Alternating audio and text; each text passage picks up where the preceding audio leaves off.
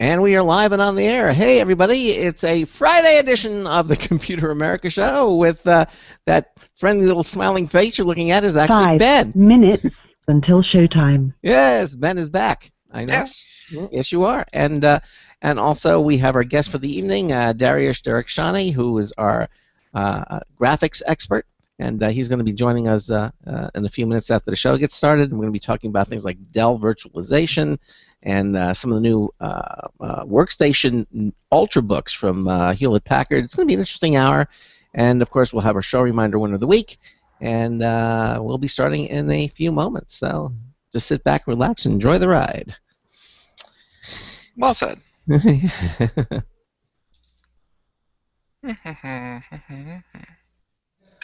The following plugin has stopped working. The what plugin? Every plugin. I see. I mean, it's nice. It's nice that sandbox plugins. One thing crashes, the whole thing doesn't crash. But well, actually, my whole browser might crash. 4 minutes until showtime. Well, I see you. So don't. If it ain't broke, don't fix it. Except. Well, then I can't be in the Computer America chat room because it was a Java client that crashed. Oh, yeah. Oh. Well. And right now, Chrome, as we know it, is about to go down. Uh-oh. Yep. Well, I mean, we're going to lose you on here? Yep, potentially for a second. Okay. Well, remember to copy and paste the whole thing in again like you did. If you go away. Unless you can do it in 4 minutes. 3 minutes. Working on it.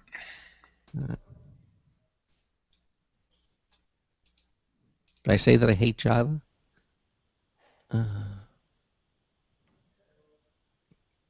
Causing us more problems, Dariush, this Java. Oh, there he is. Oh, that wasn't too bad. Nope. Oh, 3 sweet. minutes until showtime. So you can try going in the chat room now? Maybe. 1 second.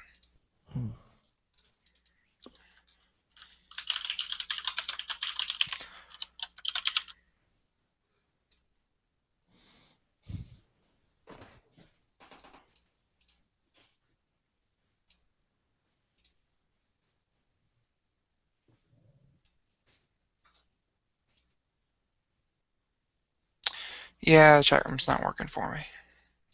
You probably have to update your Java. That's what got me into the problem.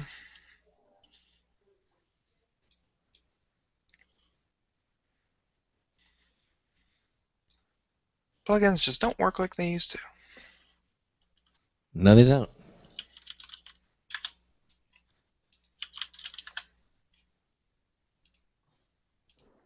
Two minutes until showtime. Oh.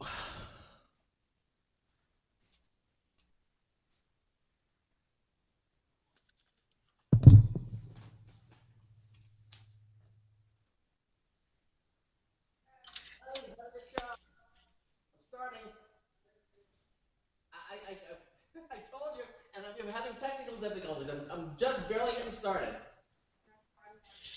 Go ahead. Save me a piece.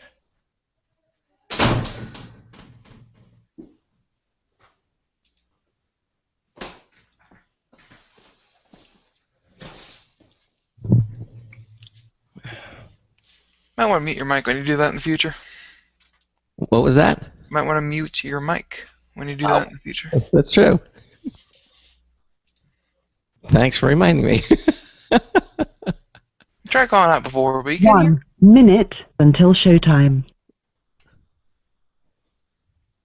They wanted me all join them to have a piece of apple pie. And I said, Let's see, delivery status, no notification failure. yeah. Even Gmail's messing up on me.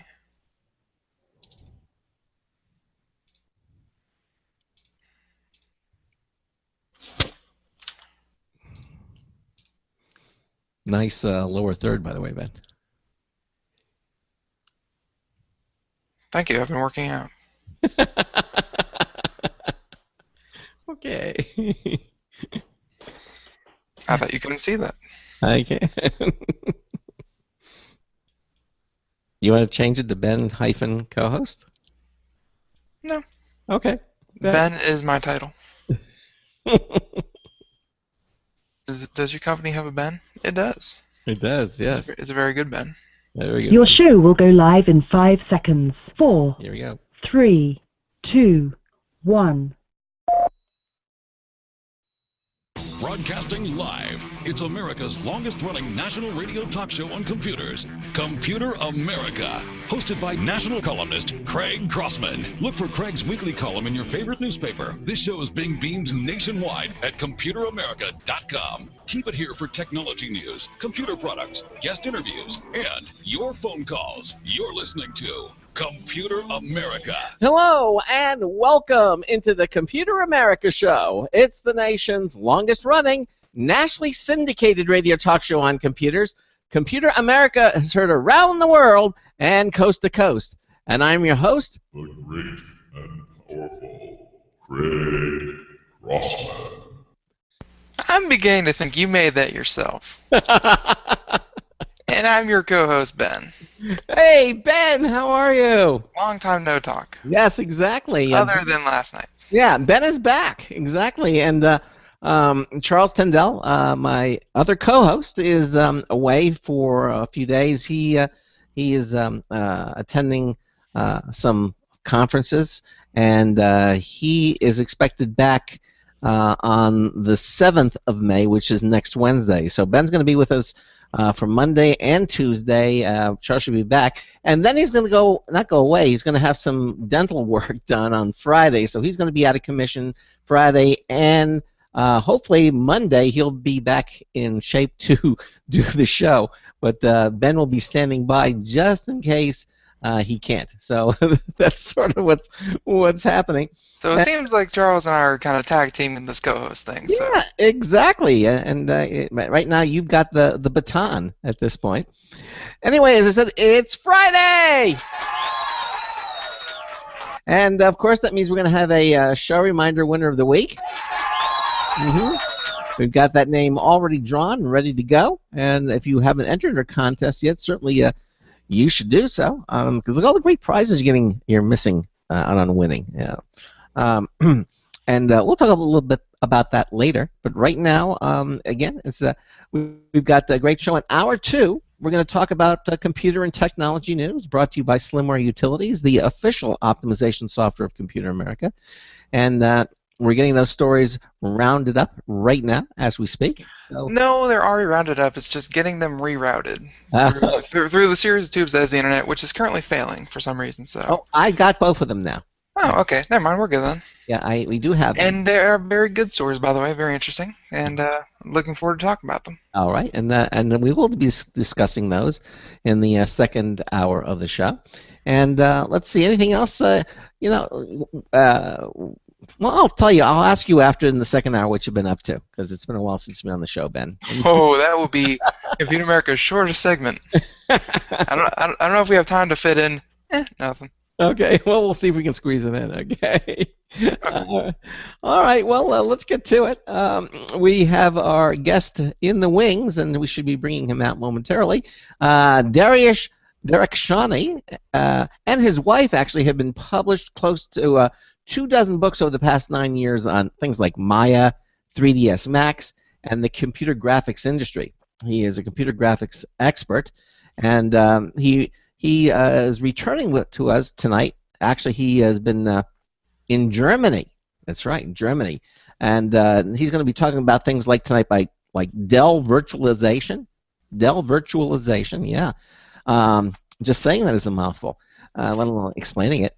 As well as his impressions testing a new Ultrabook class, ZBook 14, which is being billed as the world's first business Ultrabook with the power to call itself a mobile workstation. In fact, we'll also look at the other ZBook models in this Ultrabook line, all from a company that will go nameless, but their initials are HP. Dariush, welcome back into Computer America. How are you? I'm doing great. Thanks for having me back. Or should we say Wie geht es Ihnen? I don't speak German. Oh. You didn't pick up any German while you were over there? I picked up how to ask for a beer. And which is very handy, very very handy. how does it sound? Say it. Uh, uh, ein Bier. Ein beer? Okay. That's it? One beer. That's it. One beer at a time. You're gonna be Luckily, yep. surprised how many social situations that gets you out of in Germany. My understanding, my father, he went to Germany during the World War II, and he said the first he said I didn't drink much beer in Germany. He said because they serve it warm, and maybe they've Oh. changed that since. I don't know. Maybe refrigeration's kind of caught up. Yeah, I think it has. All mine were nice and cool. They were nice and cool. Okay. Yeah. So, I mean, how were things in Germany? I mean, why were you there? You were there for a specific reason, right? Right. I was there for a conference called FMX in Stuttgart, and it's a conference on visual effects and animation for films and TV. All right. And I know you are an expert in this. One of the things, many things we've talked about before, and it seems that in this day and age now, most all films of any consequence really use a lot of CGI. You know, I know the whole family's going to go see Spider-Man 2 tomorrow because I know Ben doesn't like movies. Not really. Okay. In fact, I wasn't even invited to this one. Thank you, family. That makes me feel warm and welcome. Thank you. I didn't bother because I know you don't like to go to movies. You hate them. I definitely don't want to go see Spider-Man. No one wants to see another reboot. Oh, okay. Well, maybe you can go see another one with us. But we're going to see Spider-Man 2, and I would say a lot of that movie has got a lot of special effects. I mean, the Marvel. Oh yeah. The Marvel movies are just crammed with them, aren't they? Absolutely, absolutely. Well, I mean, you need a lot of that to bring that fantastic world to life. Yeah. And Yeah. you wonder how much. I mean, how much is left? What do you mean? How much is left? Well, they still build sets, don't they? Or or is it all? Absolutely. Yeah. No, absolutely. They build quite a lot of sets, and they usually use CG to kind of extend them and augment them and make them look bigger and better. And a lot of the effects you'll see in Spider-Man 2 are what we call digital doubles, where instead of using a stuntman to fly from web to web, it's actually a digital character. Wow. I mean, it's actually like a cartoon. Absolutely, but it looks like the actor in his costume. So it's photoreal, but it's all digital, which makes the actions that Spider-Man can make or take would be much more fantastic and much more believable than if they try to fake it with actually some acrobat. Now, it's got to be easier with Spider-Man because he's wearing a mask. So, wouldn't that be easier, an easier job for the CGI team to implement that? Well, yeah. I mean, you don't have to put skin on, but the amount of work that goes into making anything look photoreal is pretty tough. When you add skin to it, it makes it a little bit tougher. So definitely having somebody in a mask and a full costume does make it a little bit more forgiving. But the work is still just amazingly intense. With I would say over 1,000 people worked on making Superman 2. I'm just guessing, but it's definitely going to be in the high hundreds for sure. Now you're talking about Man of Steel, the most recent one, right? Of Superman. I'm sorry, I meant Spider-Man. But yeah, any of these big VFX blockbusters have hundreds and hundreds of people working on the effects. Did you see Man of Steel included, but certainly Spider-Man 2. Did you see Man of Steel? I did. Now, do you go just watch these things because you're just interested in the techniques that are being used, or do He's you scoping out the new talent out there. or do you just actually like to go watch the movies, or is it a combination of both? It's a combination of both. I love movies. That's why I got into this industry. I love going to watch movies. I love that experience. And I go to study them as well. And I get screeners as well for when the award season is out. So I get to see some movies that haven't come out yet. But that's a little rarer nowadays. Well, let me ask you this. So you go there to now. what I like to do is I like to go to see the movie, and I enjoy it just by for watching, especially if it's a subject that I really enjoy. And the Superman is one of my favorites, but the character. But then what I'll do is then I'll go see it again after I've seen it the first time for a second round or a third round, just to kind of watch the graphics and kind of analyze the movie. And now, do you just see the movie once and move on, or do you actually see a movie more than once? It really depends on the movie. It Mhm. really, really depends on it. Usually, if I really get into a movie or if I really don't like a movie, I'll try to watch it again so I can get a new perspective on it, learn something about it. Okay. I'll be honest. If I see a movie and I don't like it, I'll probably stop halfway through and just avoid it like the plague. I don't go back and see. What can anyone see in this? I got to watch this 4 or 5 more times. No, it's dead to me as an object. Okay. Well, I guess we all have our ways of. But then again, I really don't get seeing a movie more than once. But I mean, if you're trying to study it and see the technical things, that I can see. Trying to one of my favorite things is trying to pick out the animation flaws and the goofs and just trying to pick out, hey, that character, yeah, it should be an actor, but if you look closely, you can see he's CGI'd and his spine actually breaks in two because you really can't do that, if it was an actual person. But it's getting harder and harder to detect that now, isn't it? I mean, they're getting to the point where yeah, it is. It is much harder. Actually, we're coming on, sort of ethical questions about, what's real and what's not, and what sort of things that you can pass off as really happening as news, and what's been completely generated. Yes. Now, when an actor that uses CGI, they don't get brought to task like a singer doing lip syncing, in a live concert. That's a whole different thing. But I don't think that's going to happen. But I mean, people expect that. They know that these things are. They don't require the actor to actually. I mean, it's always been that way, so that's not a problem. But as soon as CGI makes it onto Broadway, then we can start having that discussion. Exactly. And there's so many different aspects of it too. We have talked about things like Lola, which is used to make actors look younger when they want to go back. The first time I actually ever noticed that was in one of the X-Men, where Professor Xavier and Magneto they're like about 15 years or 20 years younger, and they look, and it's them, but they just look so much, and it's not makeup. It's not makeup, and so they use this thing called Lola. Which allows them to make living people look younger. I don't know. They keep? I assume they keep working on perfecting that technology. Oh well, yeah. Actually, the funny thing is the technology behind Lola is actually people. There's a lot of people that they use that use digital paint techniques to touch up areas to remove wrinkles and double chins and jowls and things like that to make people look younger. So it can be a combination of effects, a little bit of CG. Like Benjamin Button, for example, they completely replaced the actor's head.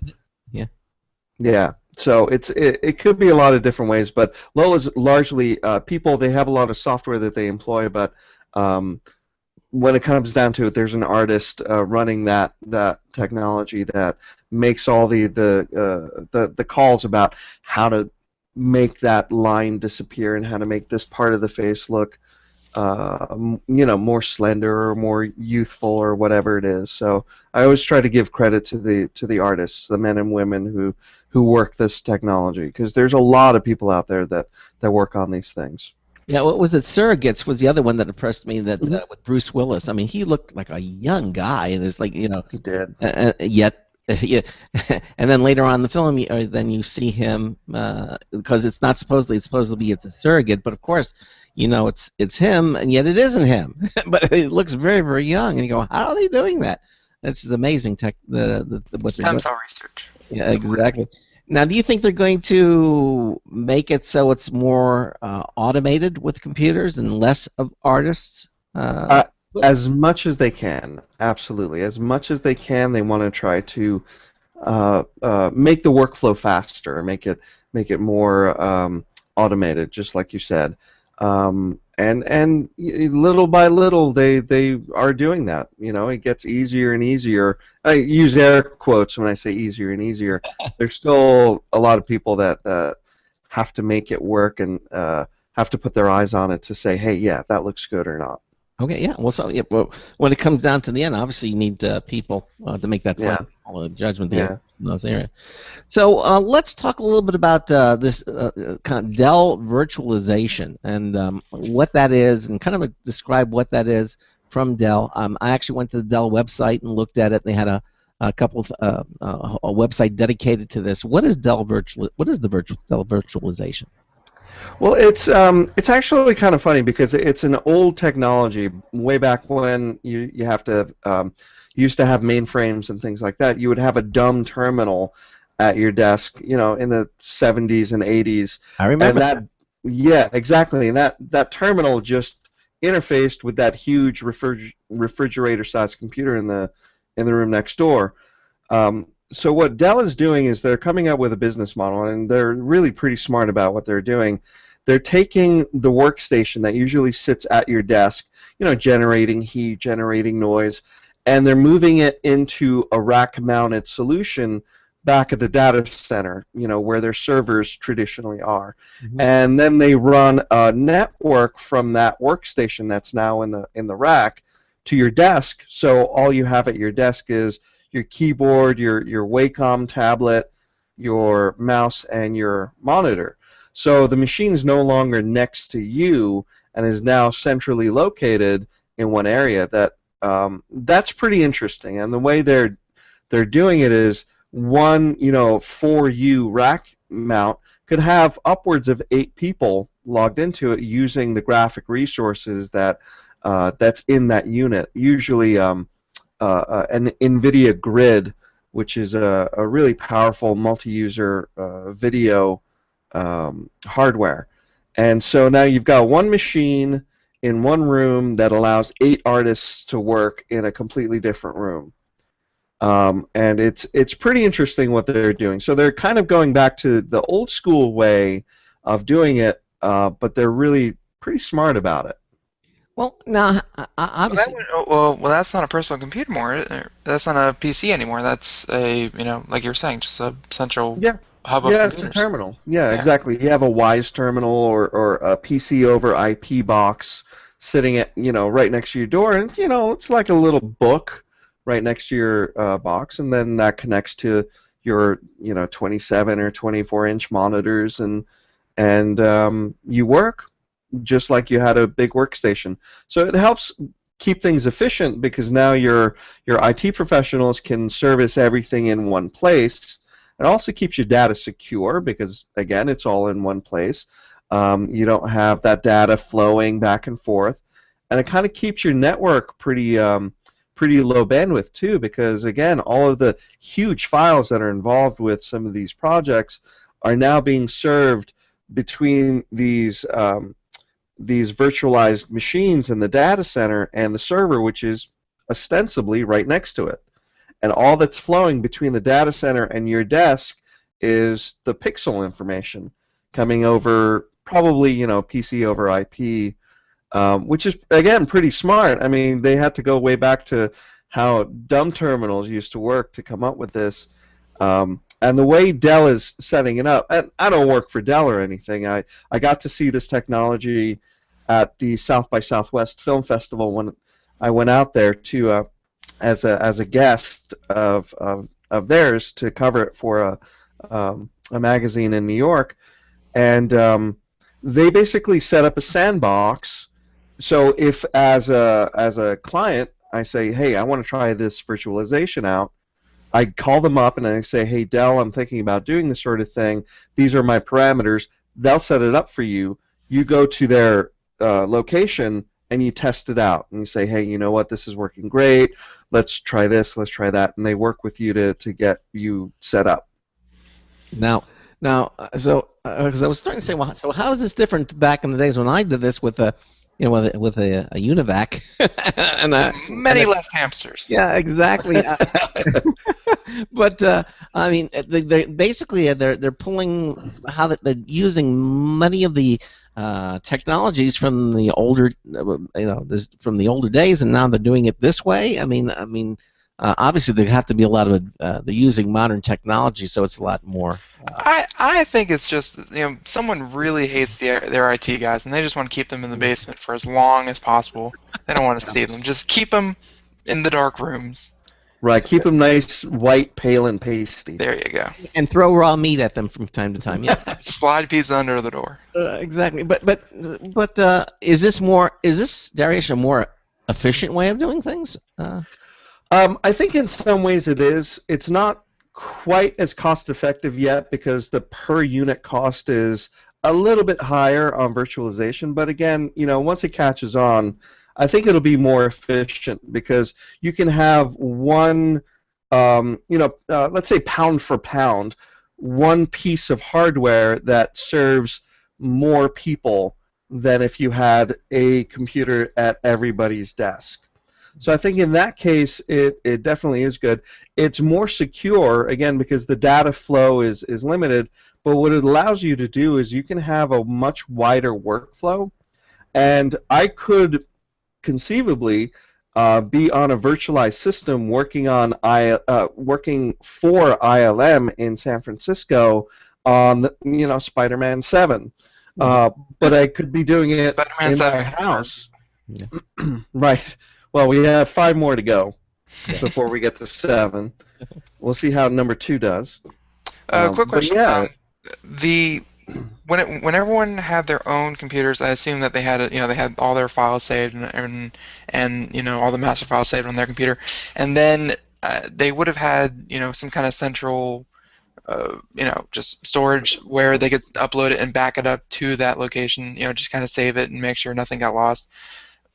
Would something like this, would that be backed up to somewhere in the cloud, or do they have another set of servers somewhere, or what's the security behind that? That's a really good question. One of the first ones I asked the Dell representatives when I was there in Austin, and the answer is really actually pretty surprising. No files get saved on your local computer, and that's the beauty of it. All the files are being served in the data center, and all you see is pixel information.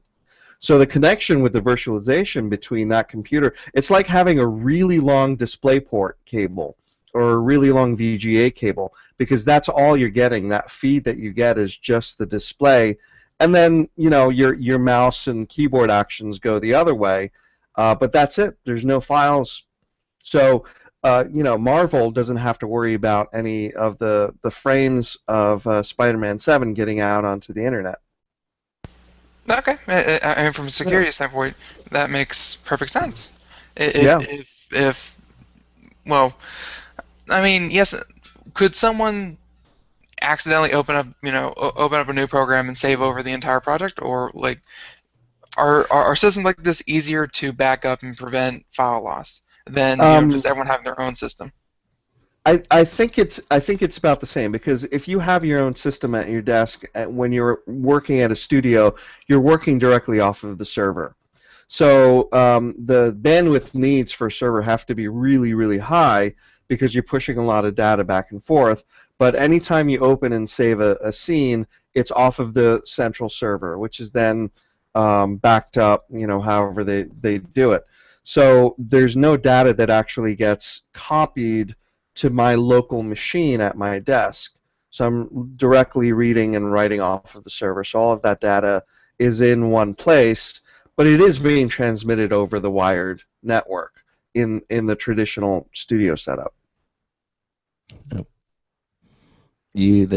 Are you satisfied? Yeah, no, just the way I had it set up in my head was, it sounds like they're working off what traditionally would have been the backup, where, you had just all the files in one central location, and then you could have saved them and changed them as you needed over there.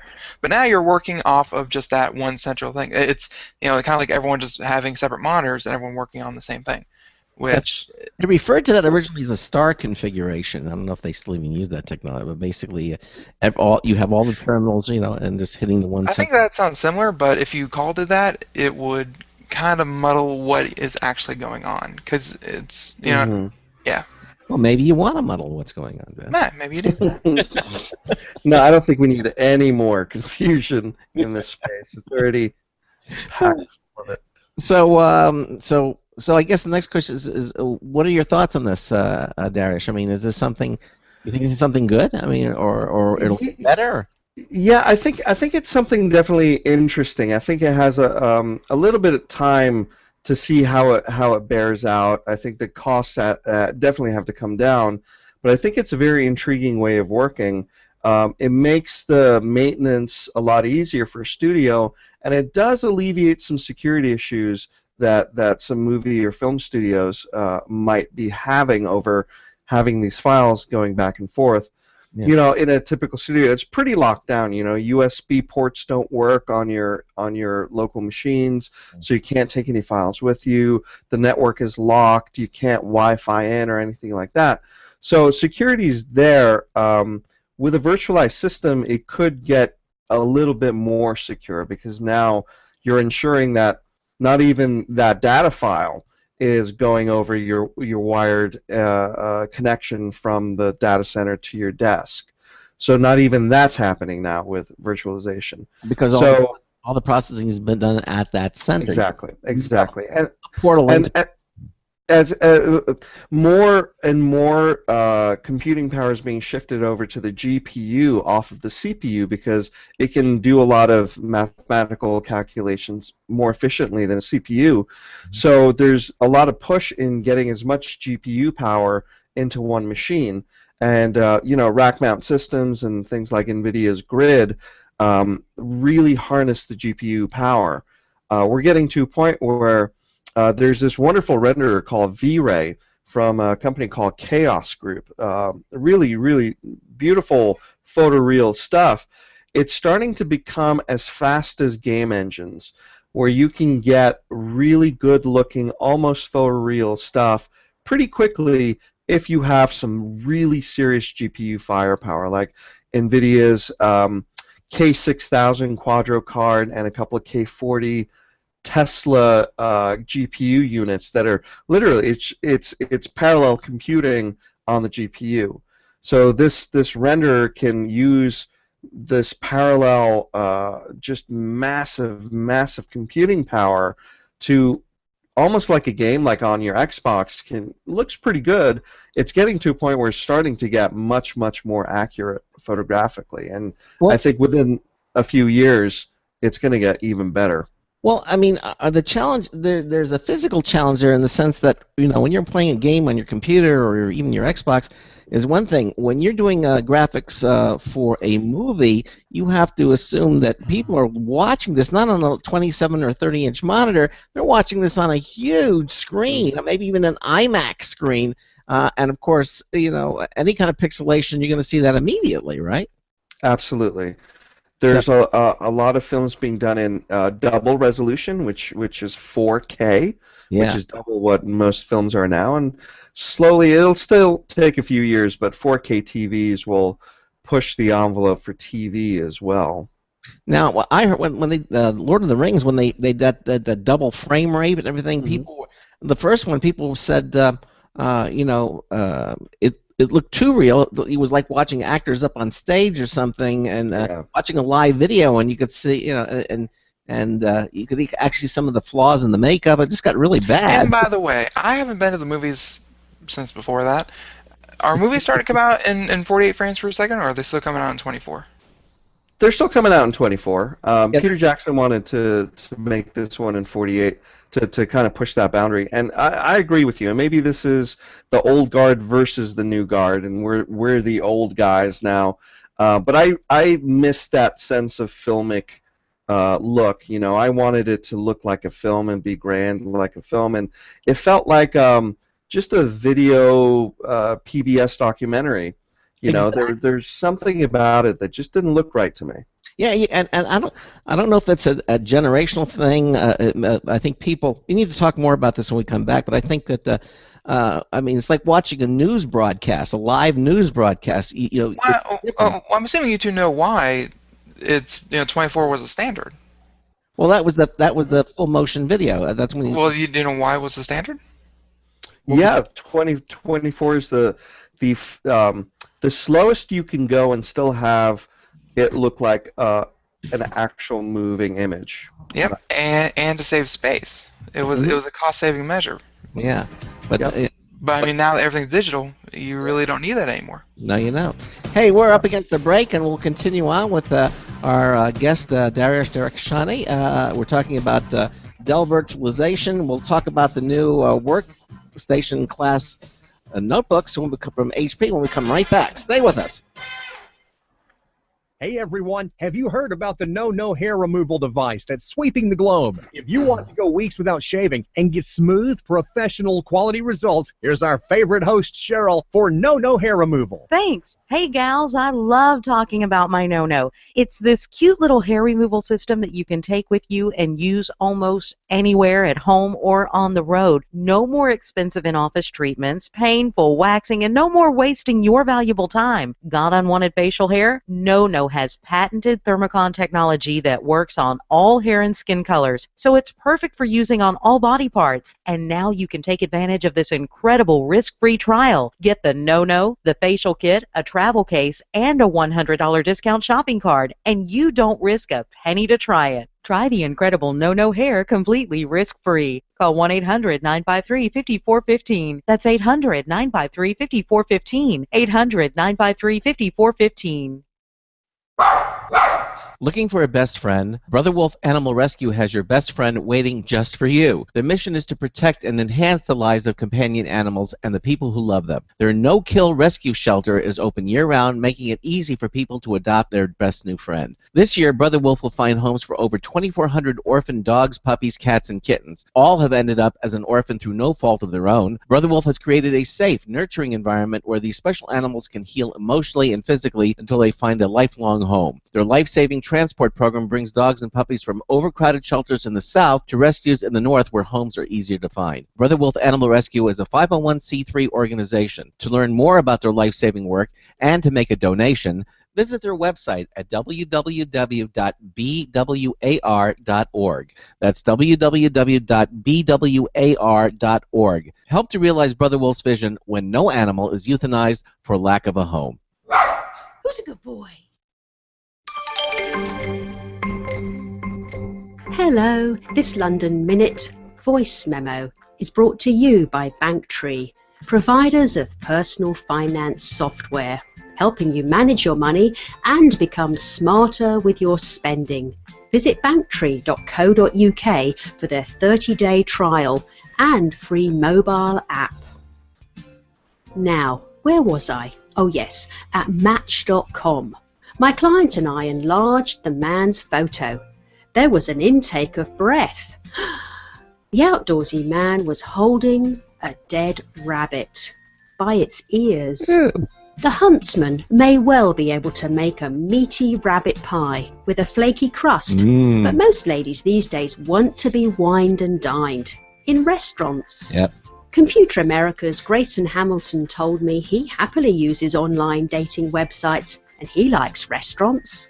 There is optimism for the singletons. Online dating also offers a workaround for the dreaded blind date. However, you must watch out for misrepresentation, aka scams.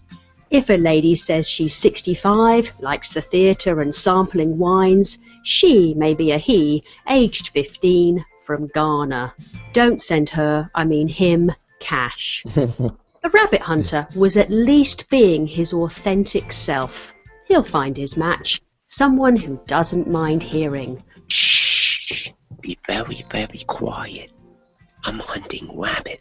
If you like the sound of the London Minute voice memo and want your company to sponsor my audio column, contact me at my website, loveyourcomputer.co.uk, or on Twitter, I'm at ComputerTweety. This is Patricia Reichel for Computer America.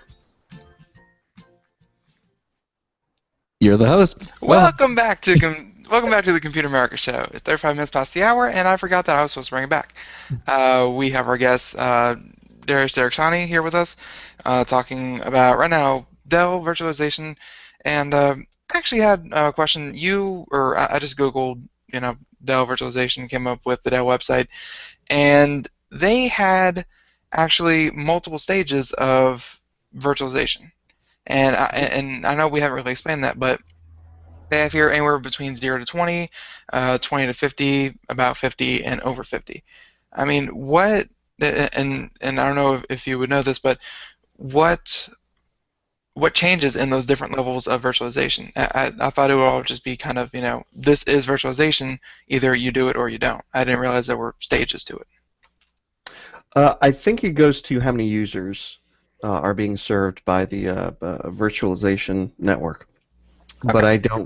I don't really know that much about it, aside from the little sandbox presentations and some of the literature and things like that they've shown. And what's pretty interesting is that when you have a workstation at your desk and you've got a nice fat K5000 or K6000 Quadro card from NVIDIA, you can process a lot of pixels. So what I thought was pretty cool is they had a few computers all hooked up to one virtualized system that was able to process all that geometry and all of that that compute power through that virtualized network, and that was pretty impressive to see.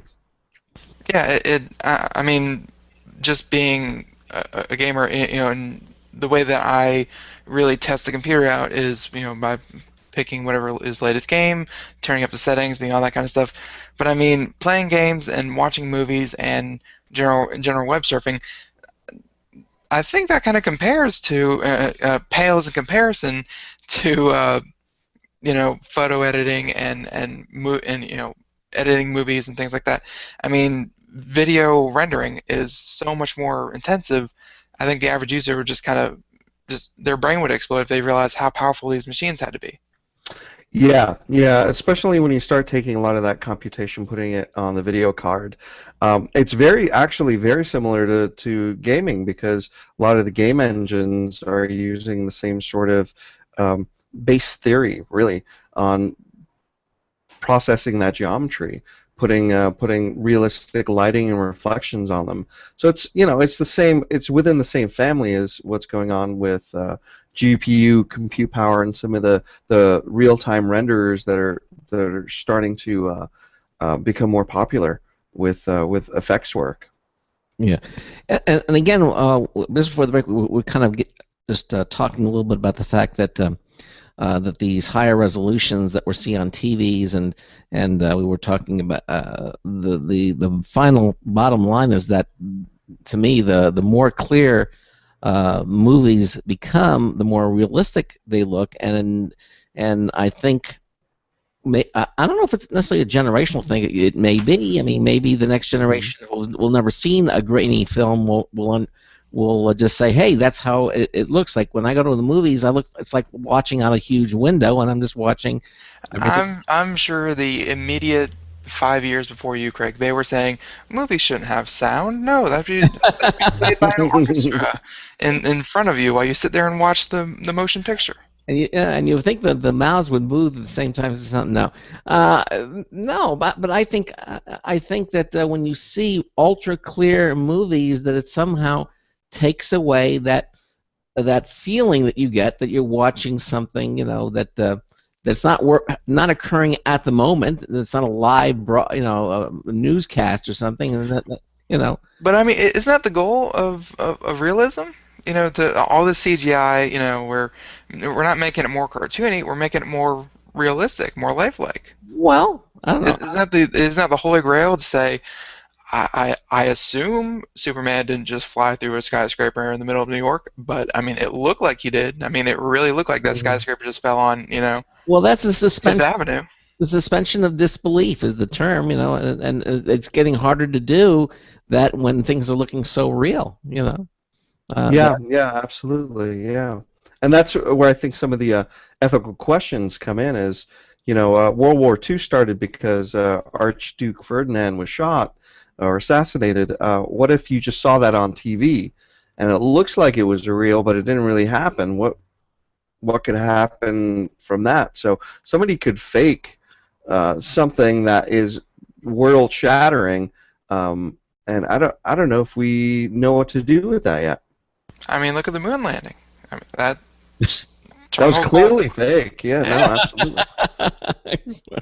ended that Cold War. It was amazing. Yeah, right. Oh boy. All right. Well, I think what I want to do is move over to this next topic that we're talking about. With anything else you want to talk about Dell virtualization before we move on to this next this new work class station of mobile computing? Yeah, no, I'm actually pretty excited to talk about the Ultrabook. Okay, well, again, and this is the ZBook. It's called the ZBook from Hewlett Packard, and they just introduced the ZBook 14, and as I said, they're calling it the world's first world-class. Although there are different iterations of there's the 17, and which I assume refers to the screen size, but is the 14 somehow different than the other ones? Yeah, you're exactly right. The ZBook, the number that comes after it is the screen size. So the ZBook 17, which is a great machine, these are mobile workstations. These are basically laptops that have workstation class graphics in them. They're usually powered by either Fire Pro from AMD or by Quadro from NVIDIA. And I've had the chance to work on quite a few of the HP ZBooks. And the latest one being the 14, I've always wanted an Ultrabook, something about the size of a 13-inch or even a 15-inch MacBook, but more capable. Not to bag on the MacBooks, but something that can do the kind of work that I do, but in a thin, small, lightweight, 4-pound, 3.5-pound notebook that I can just throw in my bag and take anywhere. And it's been very elusive. I've challenged a number of laptop companies to send me machines that they thought could handle that sort of work, and nobody really came up with anything. And then through my dealings with HP and taking a look at some of their more traditional sized notebooks, these are like 6.5, 7-pound machines that could easily replace your desktop system. And then they're like, you know what? We've got this 14-inch that's coming out. It's maybe three quarters of an inch thick. It's very lightweight. It's about 4 pounds, and it can run Maya and 3ds Max to the level that you expect it to. And I was just drooling to see that. All right. So they sent me a review unit, and I reviewed it for a magazine in New York called Post Magazine, and I loved it. Absolutely loved it. So I spoke a little bit more with HP and got them to extend the loan period to about 6 months so I can write my next book almost solely on this laptop, and it's been great. The difference between a 17-inch, 6.5, 7-pound notebook and this barely 4-pound thin and light, it's a huge difference. I love it. I absolutely love it. What about the performance? I mean, did it meet your expectations? Did it do the things that the?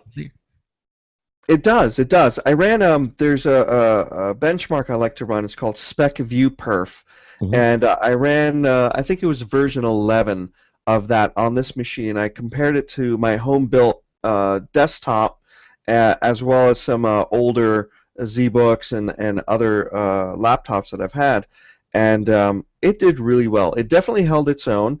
In some tests, it did better. In some tests, it didn't do as well as the 17-inch. As a typical benchmark results, you'll always get something where it's going to be really good, and then maybe in some areas it won't be as good. But then you have to ask yourself, well, and then you have to kind of analyze or be analytical about those results. And absolutely, yeah. And that's why I'm grateful for HP allowing me to have this for a little while longer, because I can really get some subjective usability tests, because I take it back and forth with me to my classes and to my office and to work with me, and I use it constantly. So I really get a good user experience with it, and I can, there are quirks. Obviously, it's a machine, and not all machines are infallible. So it's got its issues here and there, but largely I don't know if it's a Windows problem or if it's a hardware problem. But by and large, it's a great machine. It can run Maya really well. I'll run Maya. I'll run After Effects and Photoshop all at the same time, and I'll have it through DisplayPort running a 27-inch screen as an external secondary machine, and it runs great. It runs really well. Doesn't get very hot. I'm really impressed with it, especially because it's so thin and light. Now, let me ask you this. You mentioned a couple of things here. First of all, which operating system are you using with it? Is it Windows 8.1 or Windows 8? Or No. Yeah, no. I haven't converted to 8, and I don't know if I will or not. I'm a Windows 7 fan. I really enjoy Windows 7. Okay. High five. Yeah. All right. Although with the Windows 8.1 update, a lot of people are coming around. They're saying it's more like the Windows 7, and of course with Windows 9 going to be here too. They're saying that the whole regime over at Microsoft has changed, and is coming around to the fact that we really need to go back to the way things were with Windows 7. So I'm sure you'll. Well, first of all, Windows 8 inching towards Windows 7 really isn't convincing those Windows 7 people to convert over, because Windows 8 is kind of coming towards them. Yeah, it is. Yeah. But we've had Michael Miller, who's one of our correspondents, talking about this in great detail. I like that guy. Yeah, He's a good guy. Yeah, because he hated Windows 8, but he said Windows 8.1. He says the Windows 8.1 update. In other words, it's an update to the 8.1. He says it's finally starting to come back around the way it should be. It's giving people a choice. It goes back to the desktop. I mean, you can boot into the desktop. You got your start button back. All these things that we're missing. And he rattled off a whole list of things that is making it more appealing. And of course, Windows 9 is going to be coming out, and he says that's going to be, we all hope, because everyone hopes that the next generation, like every other generation, is really good. Real quick, trying to get back to the HP computer. Yeah. What? Because I'm just looking at. Did you say you had the ZBook 14, 17, or 15? 14. Actually, I've had a chance. I have the 14 right now, but right before I got the 14, I was reviewing the 17, also for Post Magazine. Oh, okay. And so let's go with the one you have right now. What are you able to fit into a sub 4-pound box? Because I think people get the image of whenever they say laptop, or I know we're saying Ultrabook, and that obviously has more power than a laptop, or what's the other term that they like? What's a MacBook Air? Well, that's an Ultrabook. Yeah. Ultrabook means it's thin, it's light, it's small, and typically Ultrabooks have to use like the Intel ultra low voltage processors, so they don't pack as much of a punch, and most of the graphics are on the CPU, so they're not great for professional use. So that's the Ultrabook, and I don't know exactly what the requirements are to be able to call a notebook an Ultrabook, but there's a cutoff, I'm sure, for weight and size. And then if you're below that cutoff, then you can say, yeah, this is an Ultrabook. So the MacBook Air, I would say, is an Ultrabook. Yeah, but I mean, this one, the ZBook from HP, sub 4 pounds, and 1 terabyte hard drive. Really big. Does this one have Thunderbolt, or is that just a Z17? I don't believe this has Thunderbolt. It has a full-size display port, and this baffles me. It has an old-school VGA port, the 15-pin. But I think that's to make sure that your projector or whatever still works. But it has super speed USB 3, and I don't believe it has Thunderbolt. I don't know if it has FireWire either, but it has a full, full gigabit Ethernet, wired Ethernet, as well as Wi-Fi, and you can put a SIM card in it and get on 4G. And it's got a little slot for an expansion, so you can have a docking station for it as well. Well, that's not too bad at all. I mean, just the USB 3.0, that's very good to have, just if you're charging Right. devices off it and things like that. But Totally. I mean, for an ultrabook, then it sounds like a very powerful, for a laptop. And I'm used to all my friends buying laptops and just, Hmm. they're not ultrabooks, they're just laptops. But for something that looks like a laptop, they never impress. But this thing looks like it kind of would impress. Well, you remember Yeah. Ben is the ultimate consummate gamer, and so and I understand. A lot of things going into the ZBook would be perfect for gaming. Yeah, I admit that. Yep. would this be a good gamer machine? I think the only limitation that you might see in this one is the size of the screen. So if you're gaming, if you want to game mobile, then great. But you'll have a 14-inch screen. But as soon as you plug this into a DisplayPort, you can run, a 27 or 30-inch screen at full resolution.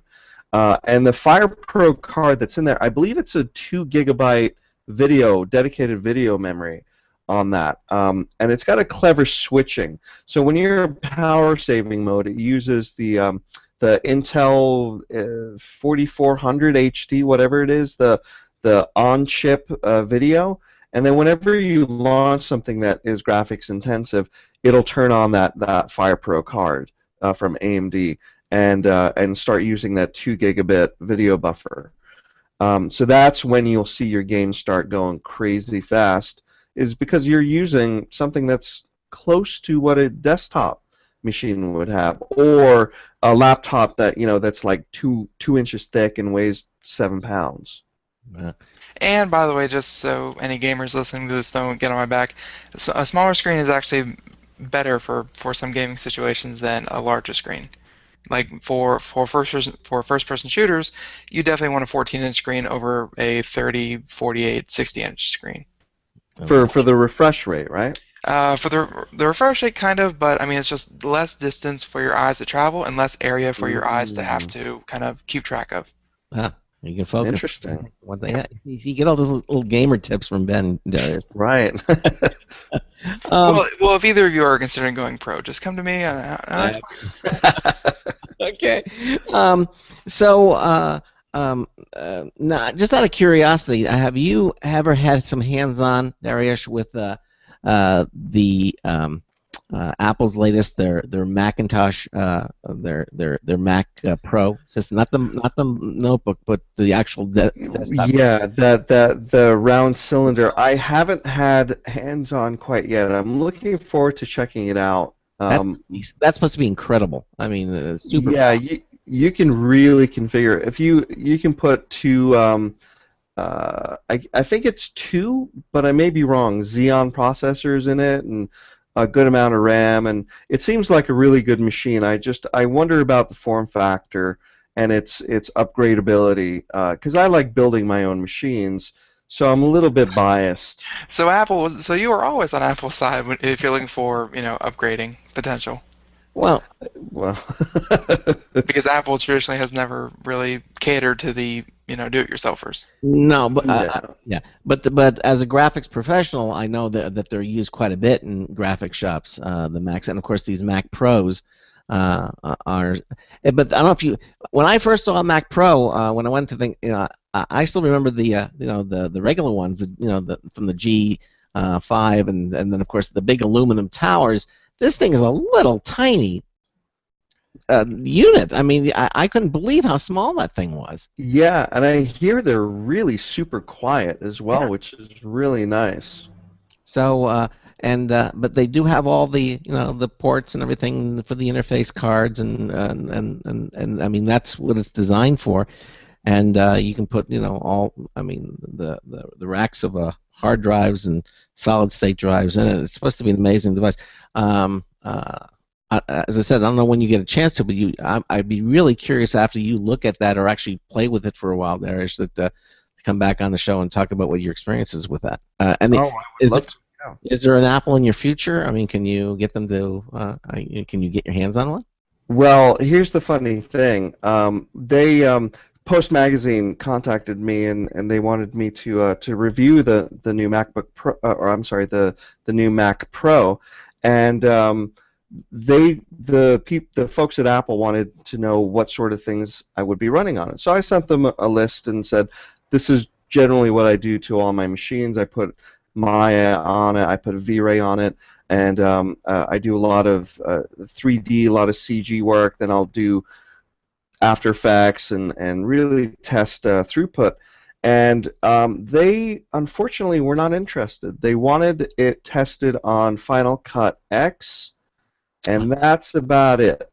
And aperture. So yeah, exactly. So they declined to send me a review unit based on the things I was going to review on it, I have to say. That is interesting.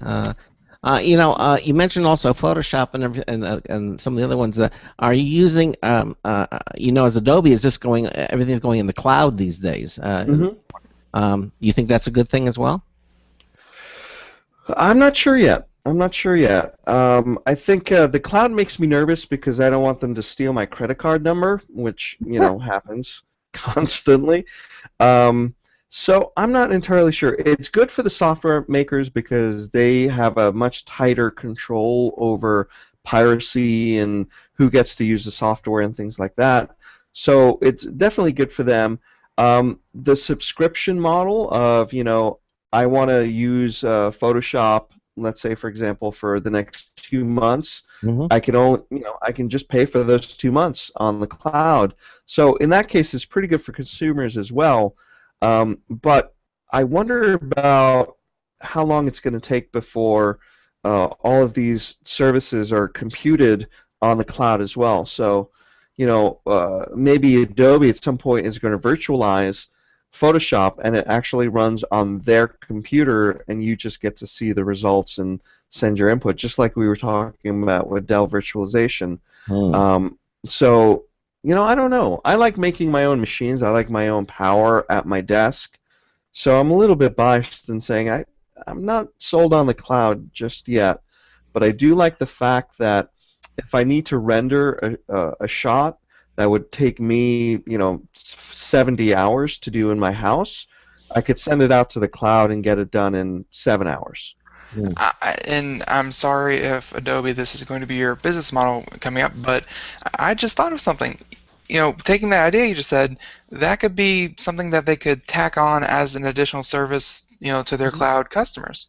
Just pay us, an extra $15 a month, and we'll, give you some virtualization. We'll help you, with the rendering or whatnot. Yeah, exactly. And some CG rendering companies are starting to consider that as well. What if instead of just selling a license to a software to let you render this image, why don't we render it for you and offer it as a service? So I think that's potentially one of the next business steps that may happen over the next several years. Well, Dariush, we're up against the top of the hour, and again, fascinating stuff, and certainly you're going to go see Spider-Man 2, I assume. So I will definitely go out to see that. Excellent, and we'll see you again in the upcoming months as more technologies continue to improve. And do you have a current book out that you want to mention? Well, my new book, Introducing Maya 2015, will be coming out in the next month or so. We're in the final stages of editing. All right. And my wife's book is also coming out, 3ds Max 2015 Essentials. That'll be out in a month or two as well. Excellent. Well, thank you so much for being with us here again. Dariush Darakhshani here on Computer America, talking about CGI, computer graphics, and the hardware and software that makes it all happen. Thanks, Dariush, for being with us here tonight. And thanks for having me. Absolutely, and we'll see you again soon. Okay. Take care. Bye-bye. Bye-bye. Have a good night. Good night.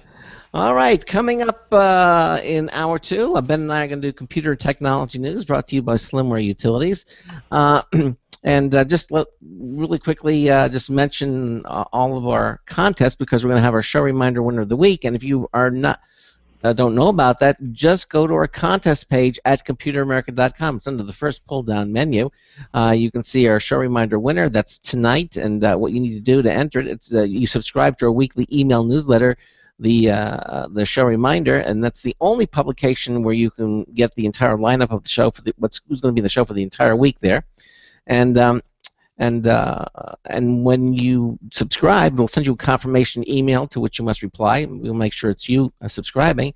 And that's it. And then every Friday, your name amongst everybody else who's subscribed will be in the end of the week drawing to win a really nice prize from Logitech. That's how that works. And of course, also we have our other contest, the Logitech prizes. We give away 3 great prizes every 6 weeks, and that's coming around to the end this month. So head over to all of our contests at the contest page at computeramerica.com. Enter in all of them. They're private and they're completely free. And who knows? You might win something really, really nice. All right, we're coming up to the hour 2 of the Computer America Show. Some great news stories we'll be talking about. We're going to pause just for a moment, and then Ben and I will be back for hour 2 of the Computer America Show. Don't go anywhere.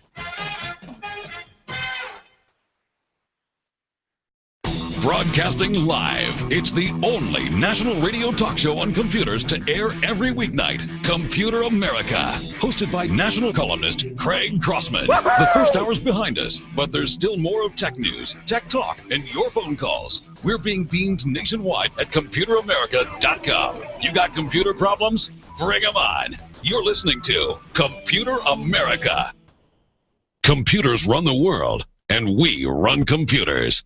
Call us or send us an email to live@computeramerica.com. Hello and welcome into hour 2 of the nation's longest running, nationally syndicated radio talk show on computers. This is the Computer America Show, and I'm your host, Craig Crossman. And I'm your co-host, Ben. How long, or what program did you use to alter your voice like that? How do you know it was my voice? Because it's obvious. Which program did you use? I actually was it one that came native with the Mac? No, something called Sound Studio. Sound Studio. Okay. Yep. Yeah, exactly. You can do that. All those things. You can do that with most any of the audio editors that are out there these days.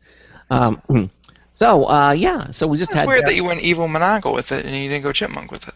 Well, the week is early. That might show up. We just had Dariush Derakshani here on the show talking about the new ZBook 14 from Dell and from HP. HP and Dell virtualization. That's exactly. And if you missed any of that, again, you can listen to it again at ComputerAmerica.com. You can listen to the audio, or you can look at the live Computer America video streaming page, which is, by the way, brought to you by Otherworld Computing. Quality products, expert support since 1988. Now celebrating its 25th anniversary. If you have any Mac needs, any Apple needs whatsoever, visit them, please, at www.macsales.com and check them out. They have the best prices around and the best support around. They do any Apple computer problems. Yeah, exactly. They not Apple fruit. No, Apple. That's right. Their prices are not competitive for Apple fruit. Okay, there you go. Apple's no longer called Apple Computer. You know that's just Apple. Really?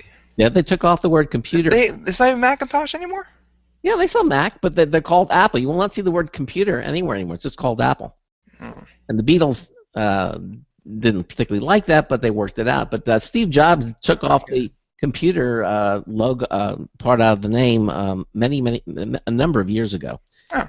Yeah. Well, did you know that you can't bar another company from trademarking that as their business title if they're in a separate field? That's right, and see, that was the leg that they stood on. But then they started selling the iPod music, and that's when the Beatles had another leg to stand on. But eventually they made nice with the Beatles, and then actually introduced. I don't even know what you're talking about. Huh? What are you talking about? Why would the Beatles hate Apple? Well, I didn't hate them. It's just that they had the name Apple, and they just and when the Beatles had trademarked the name Apple. Apple Records, yes. Really? Yes. I didn't know that. Oh, that's why it made no sense to me what you were saying. Oh, yes. Apple Records was the label that the Beatles produced all their albums on. Oh, I didn't know that. Yeah. Mm-hmm. What's a record? All of them. No, what's a record? What's a record? Okay. See, we're learning here. This is good, Craig. This is good. Yeah. Well, just think of a flat black shiny disc with grooves on it. That's a record. Huh. Okay. Sounds awful. No, actually, they sounded very good. Okay. All right. Well, I said, welcome to the hour two. We're going to do our show reminder winner of the week. They'll come up at the bottom of the hour, and again, it's Friday, and if you're into movies, I know the entire Crossman family is going to see Spider-Man 2 probably tomorrow. And Ben, of course, you're welcome to join us. Entire Crossman family minus one. Thank you, Craig. Feel welcome. I said you can join us. You're going to be. No. I'm just saying. I didn't hear about these family plans until the rest of the nation did. An hour ago. Thanks. Thank you. You're welcome. I call this man every night just to see what's up. And we tell you. I think we got to the point where we figured, is Ben going to go? And we looked at each other. Your mom and I looked at each other and said, nah, he doesn't want to go to movies, So that's Thank it. Yeah, you're welcome. Loved, respected. You are.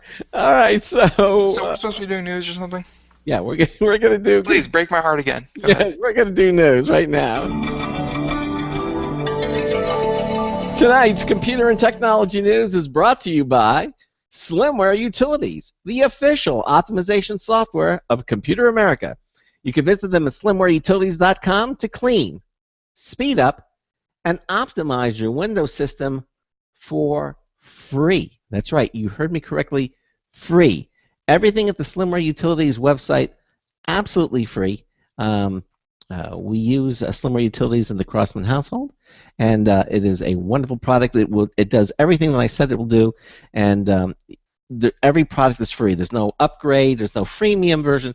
It's free, and you download them, use them all. You'll love them, and basically you'll thank us for it. Really, check them out at slimwareutilities.com. So this first story here, we have a bunch of them. This is from Popular Science. Ben really likes the Popular Science website. It's very You keep saying that every time, but they write good articles about things that other people don't cover, probably because it's not news. I'm not disagreeing with you. I just said that Ben likes it. And this one is this woman tried to keep internet bots from knowing about her pregnancy. I mean, the internet knows a lot about you, and it takes outlaw tactics, evidently, to opt out. Okay. The author goes to say, I will never get pregnant, but I can imagine wanting to only share that information with friends and family and not marketing companies and the internet at large. Going about a normal life these days is basically impossible to do. One expecting mother made that her mission, though she had to go through extreme lengths to get it done.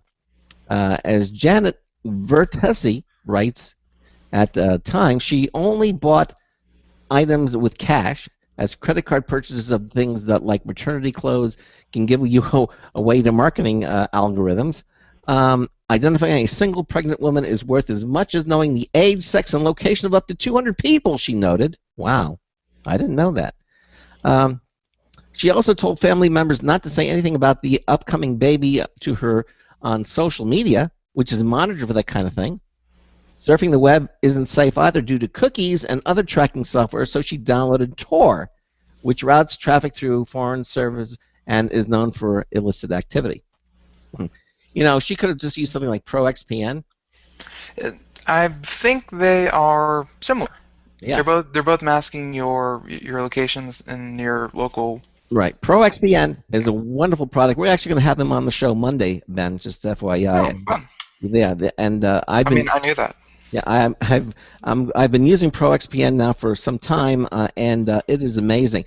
When I first used it, I went onto a Google website. Google said, "Hey, that's not you. We're not going to talk to you," and I had to go confirm and say, "Yes, this is me." I mean, it's really amazing, but it acts transparently in the background. You don't even know it's there, but it's doing its job. It's protecting you from from people discovering who you are and finding any information about you. It's a wonderful program. We're going to have the company's marketing and the CEO of the company calling in from overseas on Monday's show. It's going to be a really good show. So, Craig, what crime were you committing? I was trying to download World of Warcraft. See, they do that for free. I know. They even let you level to 20. Mhm. Of course, you cannot control what everyone else does. Here's one example the virtual brings up to show how hard it is to opt That out. Vertesi brings up to show. Vertesi, yes, thank you. Seven months in, my uncle sent me a Facebook message congratulating me on my pregnancy. My response was downright rude. I deleted the thread and unfriended him immediately. When I emailed to ask why he did it, he explained, I didn't put it on your wall. Another family member who reached out on Facebook chatted a few weeks later exclaimed, I didn't know that a private message wasn't private. Very true. Even though no matter what you send through Facebook, they still scour the private messages that you send from person to person for keywords and whatnot, and eventually that will show up in the ads that you are served up on Facebook. Yeah. Now, perhaps a bit of an overreaction, but Vertesi's quest, or anybody's, to opt out requires extreme measures. As she explained, Internet companies stand to gain from your information and perceive privacy as sleight of hand. These companies hope that users will not accept the trade-off between free services and private information, but will forget that there is a trade-off in the first place, she added. Okay. Yep.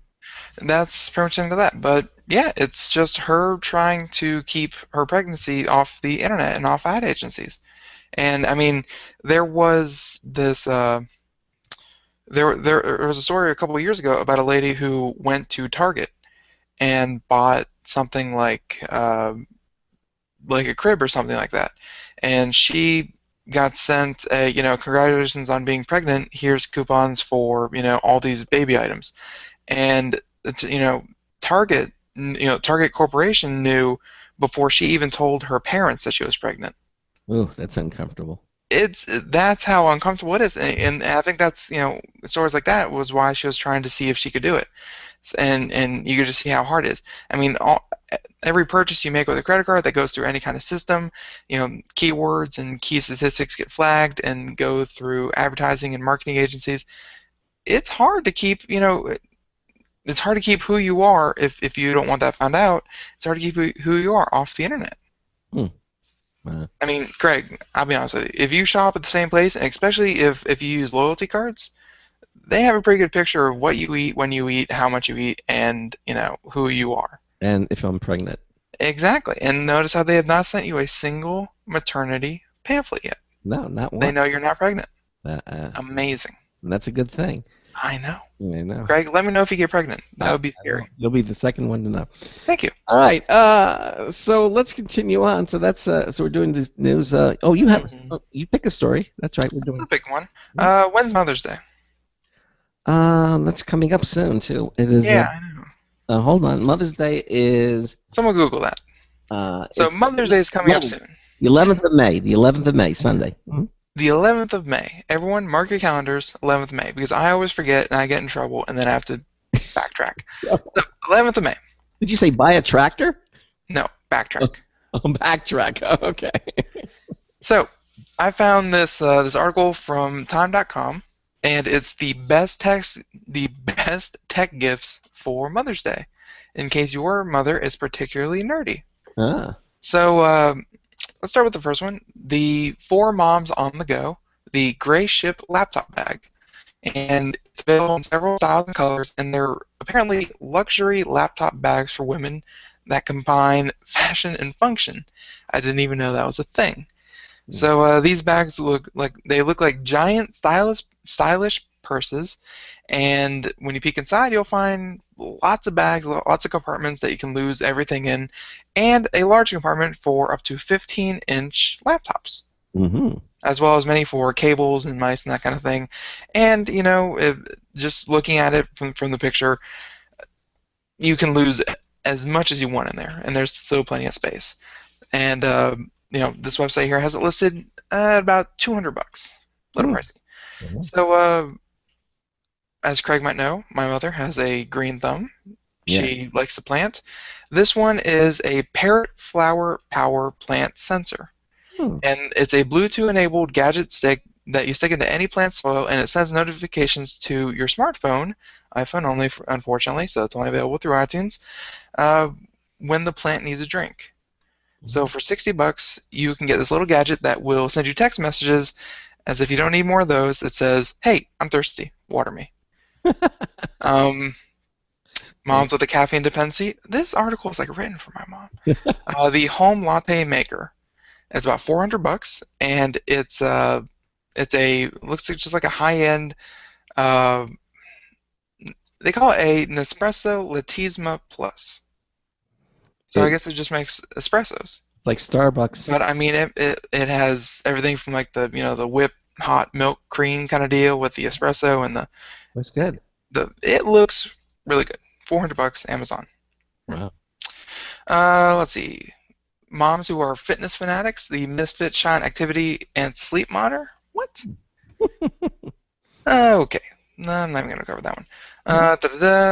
Samsung Gear Fit. For the high-tech mom who wants something more than your average fitness tracker or smartwatch, there's the Samsung Gear Fit. The Fit Curve Super AMOLED? Yeah, AMOLED. What does that stand for? Well, anamorphic organic LED. Really? Yep. I had not heard of that. I've been out of the tech loop for too long. It has a touchscreen that provides a sharp color display for showing the time, fitness data, and notifications about calls, emails, or text messages, all without mom having to pull her phone out of her bag. So it looks like it's just a little Bluetooth wristband that it's also a fitness tracker. Very cool. Yeah. Let's see if there's any here. Craig, do you see any here that strike you? No, I really don't want to go over all 18 of these. Okay. Fashionista moms. A bandolier. The bandolier phone case? Yes. To add a touch of class to a smartphone, why not get this bandolier smartphone case? This spelt case, iPhone, a few credit cards, cash. Kind of cool. But yeah, and the last one they have is Amazon Fire. But I know the tradition for Mother's Day is, of course, flowers, chocolate, day at the spa, exactly. Whatever, dinner out, what have you, however you spoil your mom for that day. But come on, it's 2014. She might like some technology. And then you're going to have to set it up for her. Of course. If she's anything like my mom. Okay. Because she won't know how to do it. No. And she'll call you many times over the next couple days. How do you work this? Hey, what? It was a joke. I know. What is? We're talking about electric cars and how wonderful they are, and they do all these great things and outstanding mileage, and there's one downside that I had never even thought about an electric car, and that is they're so quiet when they run. Pedestrians might not know you're coming, and that could be a problem. And not only according to popular science, they actually have to design sound effects to emanate from an electric vehicle to gently warn pedestrians that you're about to run them over or something. I mean, because normally with the internal combustion engine, you hear it, and so you can see the thing, and and your ears will tell you as well as your eyes. But electric cars are completely silent, and so they have to add some sort of noise or sound, so you can. Well, if you've never heard one, I guess the easiest thing you could compare it to would be like a golf cart. I guess. Yeah. I mean, you kind of hear them coming, but I mean, you don't hear them coming as readily as, say, a car. Now that's the natural hum. This is some of the sound effects that they're picking. That's another one. And then here's another one. This is called that's Moto Gear. This is the. I like that one. Yep. And for those who don't realize why Craig is playing those, these are ones that they would consider emitting on the outside, on giant speakers, what have you, to alert people from who they are approaching or leaving an electric car.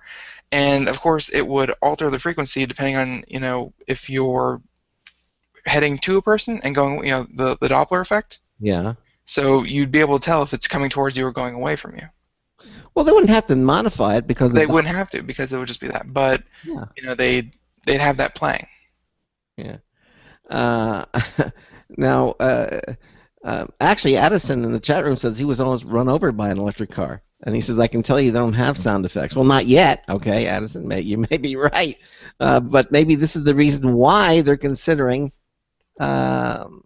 adding these sounds, so it'll warn people that there's an electric car approaching, or so if you're a They pedestrian. can add them and they can turn them on just as a safety feature. But I actually watched the little video there, and it mentioned that if you don't, or if you're in an area that won't require this, because apparently some areas might start requiring this, but if you don't want it, or you're in an area that doesn't require it, you can turn it off.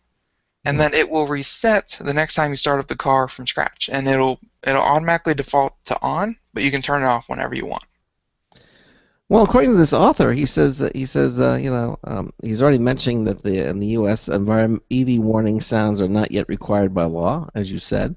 Now, these soothing sci-fi hums gratify the author's inner nerd, so he likes them, and I can understand it though. I mean, if you go to a residential area and you don't want to make a lot of sound, hit the switch and your car becomes totally silent. Well, actually, I think the residential area would be where you would want the noise the most. Yeah. You know, children playing in the street and whatnot. Yeah. Hey, Charles Tendell, I think, is calling in and wants to say hi. Think we should let him in? No, turn him away. Hey, no, it's me. Like, how do you know that? I know it shows up as unknown, and all of a sudden you're like, it's Charles. I'm psychic. I can tell. I know when you're calling. He has a connection with you. And by the way, the sound that they need to put into the new all-electric cars is the old school V8, throaty, big cam, deep rumble sound. And then you can say, hey, I could have had a V8. Yeah, I could have had a V8. Yeah, but I think the big throaty V8, and then you have the little electric car, the little, it just kind of doesn't fit. Exactly. Anyway, I was calling to harass you people. I know you guys, you all miss my voice, and all of the people in the worlds out there are like, Charles is gone. Oh no. I have been referred to as the pale imposter for more than one reason. The pale imposter.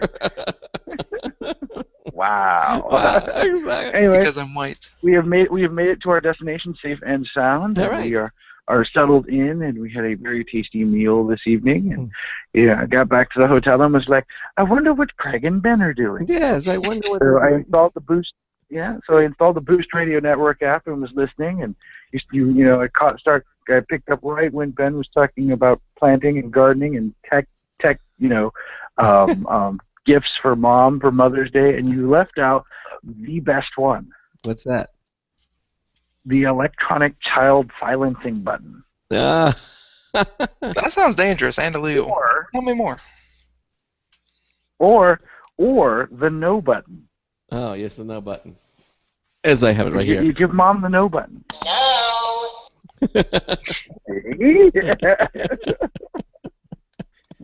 Anyway, I was just checking in. Wanted to say hello. Wanted to make sure you all heard my voice, because I know you'd forget about me if I didn't. No. And yeah. And okay. Well, you settle in and you have a good weekend, and then maybe, as you said, you can stop in when we have Pro XPN on Monday. That would be nice if you can do that. I will call. I will try my best. All right. Well, have a great weekend. Say hi to Dee and the kids, and we'll see you maybe on Monday. Okay. I'll be. All right. Bye, guys. Bye, bye. Bye, Ben. Bye, Charles. Bye. All right, there he goes. Charles Tendell, certified ethical hacker, on the road in California. On the road again. Can't wait to get on the road again. Oh, where were we at? Oh yeah, we were talking about cars and the cars. Yep. And the sounds, Thinking about adding noises to cars that are too quiet. You never thought you'd hear the day when, cars are too quiet. Yeah, I didn't think you would hear the day, but evidently, wow. Just problems of new technology. Yeah. Hey, I know Charles is listening, so I wanted to do this story real quickly, and then you can do the next one. Go for it. Charles and I did a story about Google's the actual cost of Google Glass was only $80 worth of little raw parts. Hardware. Yeah, little hardware, and evidently, according to Maxim PC today, Paul Lilly comes out with the story. Google refutes Google Glass teardown analysis and calls the $80 build price, quote unquote, absolutely wrong. Now, as I said, you may have seen some reports indicating the materials is mere $79.78, well short of the $1,500 price tag it costs to join the Explorer program and bring it home. Sounds like highway robbery, right?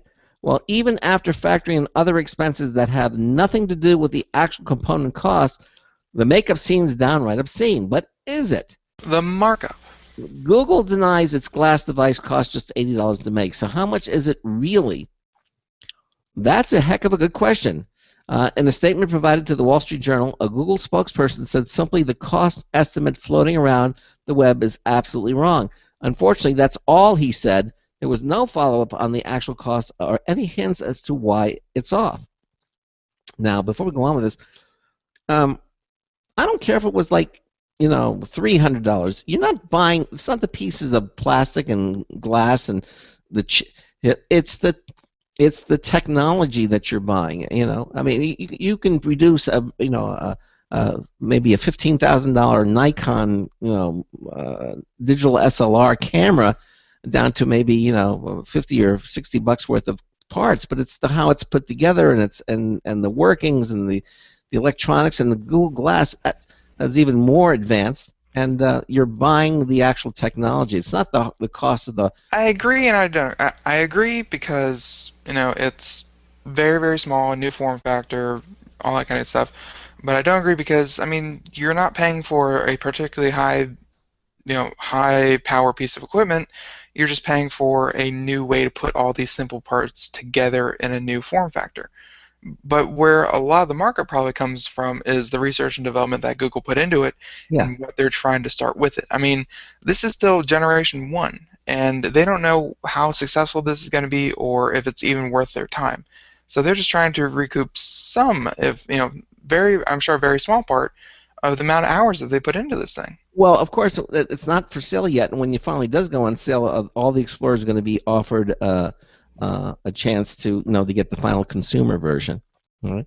But right now, the sub $80 estimate originates from teardown.com, which notes that the processor is the most expensive part at $13.96. Non-electrical components add another $13.63, followed by a catch-all other category for accounting for $11.32 and a few other things. But the Wall Street Journal says one point of contention could be the display, which is pegged at just $3. That's the display / touchscreen and glass. Given the device's high resolution and thin profile, it might actually cost much more. But again, I hold that it's not the components, the cost of the components. It's the entire package and the technology behind it. So anyway, the final consumer versions are going to be somewhere at $200, somewhere around $199. I think that's what's going to. It says $1,500 right at the beginning of the article. Right now, that's the Explorer version. That's the. Well, I think that's where that's where the markup is, because you're kind of buying into the the pre-launch, the pre-release, the beta. Yeah, right. But when it finally launches, it'll be about somewhere around the $190, $200 price range. Something. Oh, Craig, you and your high hopes. Yeah, no, that's what they're calling for. Okay. Okay. All right. Go ahead. Okay. Well, while I was out exploring the world in my worldly travels, while I was not on the show, I noticed this trend that was happening, and I see that Paul Lilly from Maxim PC is reporting on it as well. Mm-hmm. And I don't know why, but around the water cooler, the big talk was who had the biggest cell phone and how big was it? How big was the screen? Mm-hmm. Long gone are the days of how small is your cell phone. Look how small my cell phone is. It's so tiny. Mm-hmm. Now it's how big can you get them? Yeah. And just from personal experience, my direct boss had one that was, I think, 5.2 inches. Yeah. Which was pretty decent, and then he upgraded to like a 6.1 inch. It was like a Samsung something or other. Yeah. And it was pretty big. And then someone from across the road got one that was like 7.1 inch. It was like almost a tablet, but it was a phone. Yeah. and then all of a sudden he was, the head honcho of the, phone underground ring that we had going on. It's just people wanted bigger and bigger phones. So here's this article: large screen smartphones are cutting into tablet sales, and I can completely see that. Because according to the latest data published by International Data Corporation, IDC, tablet and two-in-one devices shipments dropped to 50.4 million units in the first quarter, which represents a 35.7% sequential decline and just 3.9% jump compared to the same quarter last year. The IDC believes larger smartphones are eating into the tablet category. In addition, existing tablet owners seem content with their current devices and are no longer upgrading as often. That's another thing, though. Yeah. That's another thing. People aren't upgrading anymore. They're happy with their phones. Well, I think it's a good. They're happy with their phones and their devices. Yeah. We got more news stories coming up, including one from Apple Computers. Kind of got a great story, and a pen you can draw in midair, and it prints. We'll talk about that and more stories right after these commercial messages. A new London Minute. Stay with us. This is a special alert to all Americans who own a vehicle with less than 120,000 miles with an auto warranty about to expire or no warranty coverage at all. Due to a decline in the economy and major car companies filing for bankruptcy, Cover America Auto Care has announced revolutionary, inexpensive mechanical breakdown coverage that is now available to the general public to save consumers thousands on auto repairs. An open phone line has been established for drivers to call who own a vehicle that is less than 10 years old for a free 5-minute quote and to see if you qualify. The number is 800-483-2514. Drivers who are covered with this auto protection will not have to pay for a covered repair again. This is the auto coverage now sweeping across America at a fraction of what dealerships charge and is now available to the public by calling today. The number to call is 800-483-2514. 800-483-2514. That's 800-483-2514. Don't complain about your cable bill going up and up and up. Do something about it. Grab a pencil and jot down this special number: 1-866-663-MY-TV. The more cable TV rates go up, the better digital satellite TV looks. So, disable the cable and get more of your favorite channels in 100% digital quality for less money. Call 1-866-663-MY-TV right now to sign up for packages starting as low as $19.99 and up to 4 rooms. And there's no equipment to buy. That includes your free HD TV upgrade, your free DVR upgrade, and your free professional installation. And the best part, the pristine digital picture and sound. Call 1-866-663-MY-TV. So, what are you waiting for? Pull out your major credit or debit card. Call 1-866-663-MY-TV. 1-866-663-MY-TV. Disable the cable, cut costs, and get more. Call 1-866-663-MY-TV. 1-866-663-MY-TV. Hello there, this is your London Minute. Voice memo. The clock's ticking. You've got 72 hours. Welcome to CryptoLocker. 8-month-old, no messing ransomware. Malware expert Joshua Cannell from Malwarebytes was explaining to me that CryptoLocker gets in your computer via a genuine-looking, enticing-looking email attachment. The crooks like using the trick of the double extension attachment, like PDF.exe. To the trained eye, seeing exe would ring alarm bells. To the untrained eye, it would look like an important PDF file to read. If the infected file is opened, certain files are encrypted, very often the Office Suite files. Only access to a public key together with a private key will open them. CryptoLocker leaves a calling card, a countdown clock on the desktop. System restore may help out. Cloud backups are another potential lifesaver. Failing that, there's 4 days to decide whether to reward crime and pay up. They want $100, sometimes $300. After 4 days, the private key is casually deleted, ending hope. CryptoLocker, nasty, brutish, and short. For some useful links to CryptoLocker and its copycat ransomware cousins, See my Twitter feed, I'm at Computer Tweety. If you like the sound of the London Minute Voice Memo, the Talking Technology column, and you would like your company to sponsor me, get in touch via my website, loveyourcomputer.co.uk. This is Patricia Reichel for Computer America. Welcome back to the Computer America Show. Thank you, Patricia Reichel. And Craig and I are doing computer and technology news here on Computer America. And I believe it is Craig's brought to you by Slimware Utilities. That's right, the official optimization software of Computer America. I know you're a little rusty, but that's okay. And Ben and I are doing computer and technology news, and this next story coming up is from Device, a real favorite website of mine. And it's talking about the ability to draw on the air with the LIX 3D, LIX 3D printing pen.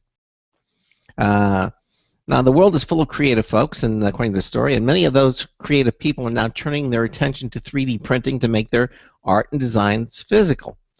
We've seen 3D printing pens before, but those, like the 3Doodler, are too bulky in the hand to make precise designs. This is where the LIX 3D printing pen comes in.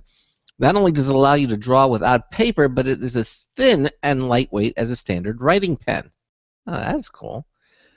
Giving users a way to 3D print with more detail than ever before. The LIX 3D printing pen works just like a standard 3D printer. You place the plastic filaments inside the pen where they are melted down to create the ink.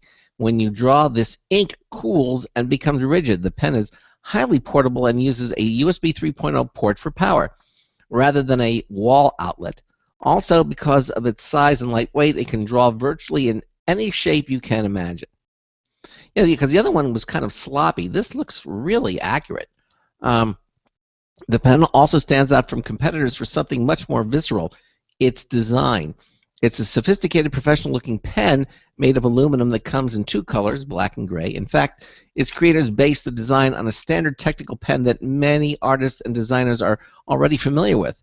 It was designed with creative professionals in mind and will function in a variety of projects, like creating unique designs in clothing, by replacing embroidering, creating jewelry pieces, and developing prototypes. The best part is that it offers 3D printing without any knowledge of design software, which is often expensive and difficult to learn. The LIX Kickstarter has already met its funding, but you can still donate to get an early version of the pen. Just pledge $135, and you'll get the pen along with 15 bags of mixed color filaments to draw with. It looks like a stylus pen, really, like a Pilot, a pen. Very thin. Yeah, very thin. It looks like an ordinary pen, but it's got all the mechanics in it, and you literally draw in the air with this thing. Very, very cool. The other one that they talked about, the 3Doodler, is really a doodler. I mean, it comes out... It's big and bulky. Oh, big and bulky. And not only that, the filament that what you're drawing with is there's no accuracy to it. It just sort of goes, and it's very clumpy. It looks clumpy as it comes out. It's not thin and like this one is. Or the actual filament that what you're drawing is very, very thin and very accurate. This is very cool. Yeah. Fun. Next story. I got this one. Yeah. Craig, I got this one. Don't worry about it, Craig. This one's on the house. This one, I had never heard of this guy before, but, I ran across this article, and, it seemed like something worth mentioning. Mm-hmm. NVIDIA, Falcon Northwest, both very great companies. They tag team gaming PC charity auction to honor Philip Scholes. Do you know who Philip Scholes is? No, I do not. Neither did I until I read this. Okay. So, charity auction honors late NVIDIA worker Philip Scholes, who gave his life saving another. So, life is tough sometimes, and there's no two ways about it. Earlier this year, Philip Scholes, a 35-year-old graphics design marketer employed by NVIDIA, lost his life trying to save a man that was lying down on the Caltrain tracks at the Santa Clara station. In his attempt to pull the man off the tracks, both were struck by the commuter train traveling at 50 to 70 miles an hour. The man on the track survived, but Scholes did not. And if there's any silver lining to this tragedy, it's that Scholes' name lives on through the Philip Scholes Memorial Foundation, for which NVIDIA and Falcon Northwest are attempting to raise funds through a charity auction on eBay. So the foundation provides scholarship to needs-based youth and promotes physical activities involving Scholl's favorite pastime, baseball. A giving person who made the ultimate sacrifice while alive, Philip Scholl's Memorial Foundation ensures that the spirit of his character lives on in death. He was confident, aggressive, capable. I could see that without a moment's hesitation, he's going to act. NVIDIA co-founder Chris Malachowski told the San Jose Mercury News. And he says that he goes down as a hero in his book. I mean, just a great way to honor this guy. And by the way, the charity auction for the computer that they're putting up is still going on. Still another 5 days and 12 hours left. The computer is up to $6,610. Wow. So obviously the foundation is going to get a very large sum of money. It's custom built, green, striking, has an NVIDIA Titan Black graphics card on it. Has the top of the line processor, motherboard, 16 gigs of RAM. I mean, this thing, two 1 terabyte solid state drives. This thing is decked out and just a worthy thing to bid on if you feel like donating. It has two 1 terabyte solid state drives. I just said that. Not a gigabyte, a terabyte. Yeah. That is amazing. 2 of them. Wow. Yep. 2 solid states. So. You have a solid state drive in your computer, don't you? You have an Origin PC, right? I do. I have a very small solid state drive. Well, when it came out, it was pretty much state of the art. Well, when it first came out, I mean, probably about 2 to 3 years ago, solid states were still very expensive in their size, and back then, I think they were just coming out with the 512s. Right. The 512 gigabyte. And now they have 1 terabyte. Wow. Well, 1 terabytes that are readily available. I'm sure they have 2s out there now. Yeah. Like 2 terabyte solid state drives. They're starting to compete with the magnetic drives. Magnetic drives, you can still get them for much cheaper and much larger, but then again, you can also get the tape drives that are much larger and much cheaper. So. Did you hear about that tape drive that was 185 terabytes on 1 cassette? Yep. Sony just came out with that. That's amazing. Very easy way to store information. Well, very cheap way. Yeah, exactly. But it was just to cap off that article. Yeah, just a charity fundraiser going to Philip Scholl's for him trying to do the right thing. Yeah, absolutely. Okay, now this is interesting though. Again, this one's from a device again. Evidently, you wear earbuds, and I wear earbuds. You have a iPhone 5S, right? And correct. And it comes with those new earbuds that have the little opening on the side rather than on the entire front surface. How do you like those, by the way, compared to because you used to use the old ones, and then you had those the newer earbuds, the earpods they call them. Funny story. I've never used them. I was gonna say the dog ate them. That's what you're gonna say. Nope, never used them. Never used them. Well, you should try it. See, because they're completely different than what the actual ear. Most earbuds have a little grill and they go into your. This thing it's on it's on the side of the earbud, and it just has a really nice sound. I'll give it a try. Yeah, you really should try them. But anyway, these new Apple earbuds that they're going to talk about could track heart rate and blood pressure from an earbud. Rumor has it that iOS 8, the next version of Apple's operating systems for iPhones and iPads, will have a built-in app that tracks your health. Everything from your heart rate, hydration levels, sleep, etc. will reportedly be quantified via a HealthBook app. But how is Apple going to track all of that data? Well, according to a post on Secret, an app that lets anyone share anonymous messages with their contacts, Apple is reported working on earbuds that will not only let you listen to music, but track your heart rate and blood pressure too. Samsung's Galaxy S5 includes a built-in heart rate monitor on the back. To check your heart rate, all you have to do is place your finger over it for a few seconds. It'll give you a reading. It's kind of a gimmick since most people will probably never need or remember to use it. A heart rate and blood pressure monitor in your earbuds would be a more elegant solution, since most people only care about that kind of data when they're doing physical exercise. And when they're, say, running in a park, they're usually plugged into their earbuds. Very true. Yeah. Now, what about security? What will Apple be doing with all this personal fitness data? The poster says it'll work similarly to the Touch ID fingerprint sensor it found in the iPhone 5S. It stores the data in a similar way to a thumbprint point data, fully encrypted and nothing identifiable, but nice to send to your doctor to keep track of at which point your blood pressure starts rising, for example. Okay. You know, at this point, Apple has your thumbprint, they have your pulse, they have your heart rate, and all that good stuff. When do you think they're going to come out with a stool sample app? No, cool. It's coming, Apple. I got your number. Okay. I don't know how they're going to get the sample though. In addition to new earpods, scan it. Bluetooth. With the earpods and built-in sensors, the secret post also says they'll include iBeacons, so you'll never lose them, and a redesigned remote mic for better noise cancellation. That's cool. Okay. There will reportedly be a trade-off. To power the sensors, the new earpods will require the Lightning port. And lastly, the poster added an interesting tidbit. It's meant more as a thing people play with to be a gateway to the wearables. Could she be talking about the iWatch? Oh, the suspense.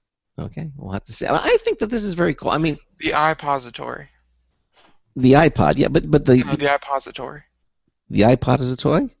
iPository. Oh, iPository. Yeah, jeez. That's how they're going to do it. I see. Okay. Very creative. Thank you. I think that these earpods, though, I mean, blood pressure and pulse rate, everything is available in your ear. I don't know if you knew this. You know, when they say stick it in your ear, I mean, this is what this really could do. I think this is actually kind of a cool thing.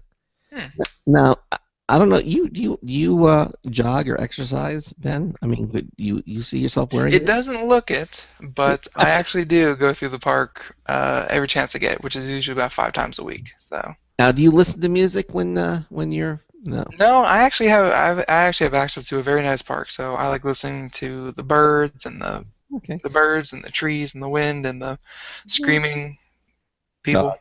And dogs, yeah, exactly. Well, but if you ever want to, this I think would be certainly. I mean, I might even use something like this, and especially if it comes with it. Now, you know, that's kind of neat. What would you do with it? I check my heart rate and pulse and. Why, when you're watching a particularly exciting moment in a movie?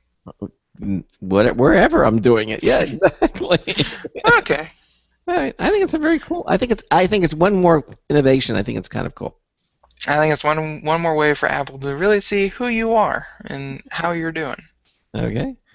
All right. Just wait until while this is being used, and then their heart rate drops, very, very much, and then Apple dispatches an ambulance and saves a life. Okay. That's when you'll know we're living in the future. Mm-hmm. Okay. It's a very scary future. Very scary. Speaking of scary futures, Yahoo.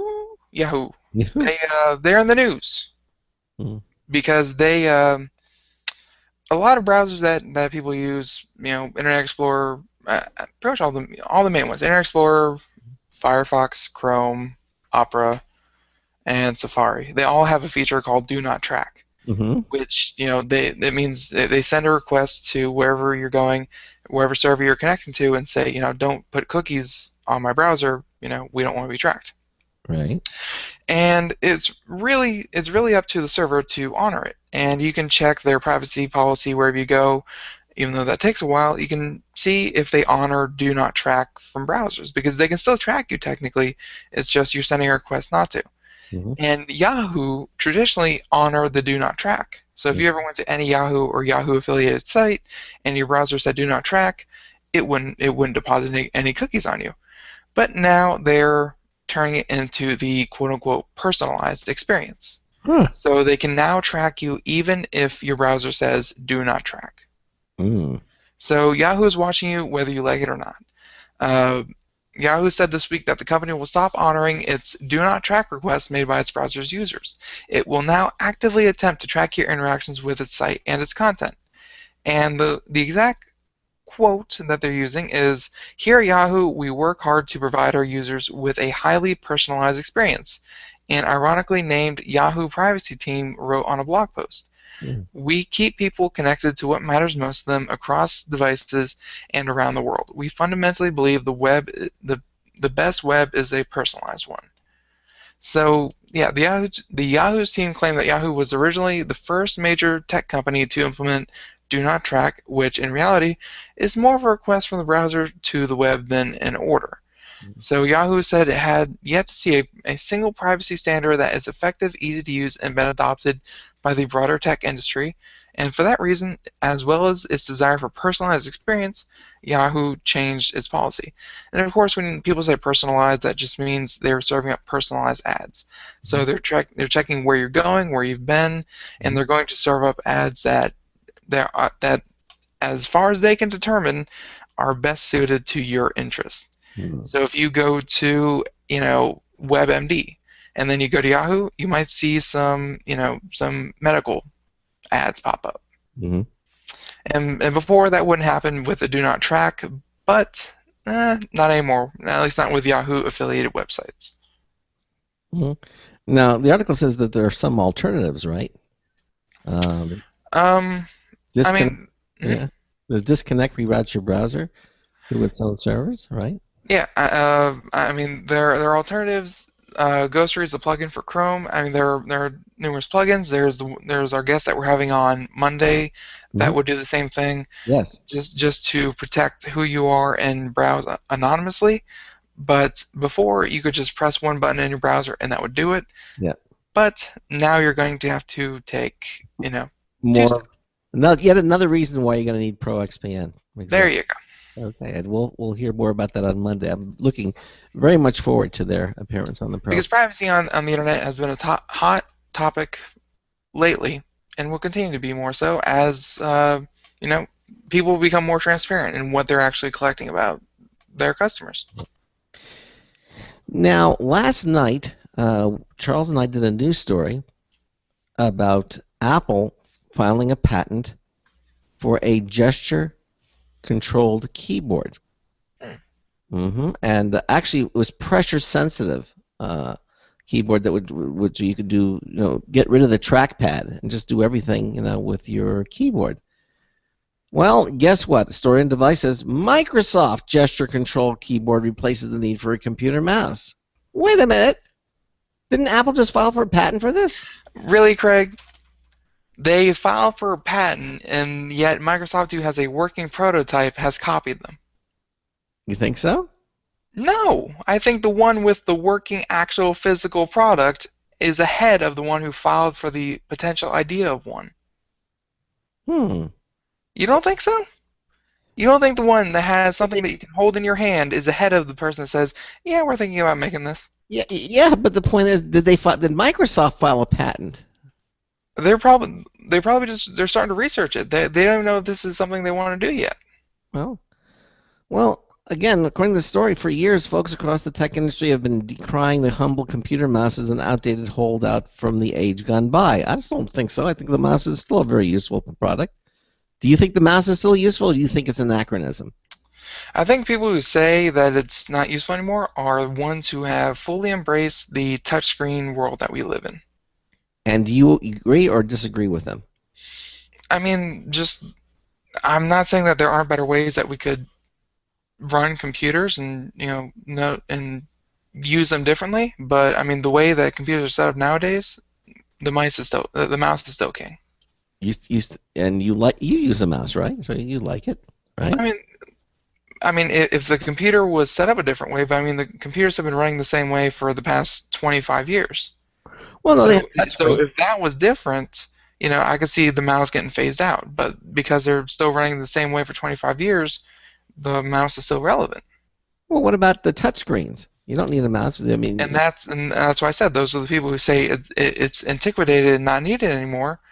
That's why I'm saying those are probably the touchscreen users. Have you tried just envision using the screen that you're looking at, and you have to raise your hand up for every... I get it, you weak-muscled man. Would you find that desirable? Because I wouldn't. Again, the desktop is not how touchscreen was envisioned. No. Touchscreen was envisioned for those who have the device in their hand, on their lap, readily accessible, poking at it. Right. It's not for something sitting, 8 to 12 to 16 inches away from you. All right. You And can't just apply new technology to things and it automatically works. all right. So therefore, if you're using a desktop, like you said, then the best device for it is still the mouse. They haven't. Yes, because they haven't changed in 25 years, so why would the input change? Okay. Well, evidently, Microsoft, those grumblings for people muttering about, decrying the humble computer mouse, and these mutterings have actually developed into a solution. Instead of moving your hands from your keyboard to pick up the offending mouse, you can simply wave your hands about in midair. Wasn't this like the Leap technology that failed miserably? Did the Leap fail? Well, it didn't fail, but it's been getting nothing but fails from it. I mean, Charles Tindall bought one, and he played with it for a while, and then basically put it in a drawer. He says it was terrible. Oh. The Type Hover Swipe keyboard is a slim keyboard with numerous gesture control sensors embedded between its keys. These sensors allow you to swipe and pinch about above your keyboard, navigating web pages and the like as you do. There is a downside, however. Gaming controls look fairly clunky. In their own video, Microsoft states that you can drive about in computer games with a mid-air virtual steering wheel. That sounds cool, but it looks like the steering wheel is fairly unresponsive in gaming controllers go. You'll note that Microsoft's own demonstrator drives his car right into an embankment during the video. An embankment. We like the idea of gesture controls replacing the mouse eventually, but right now we can't say that they look fully up to the task.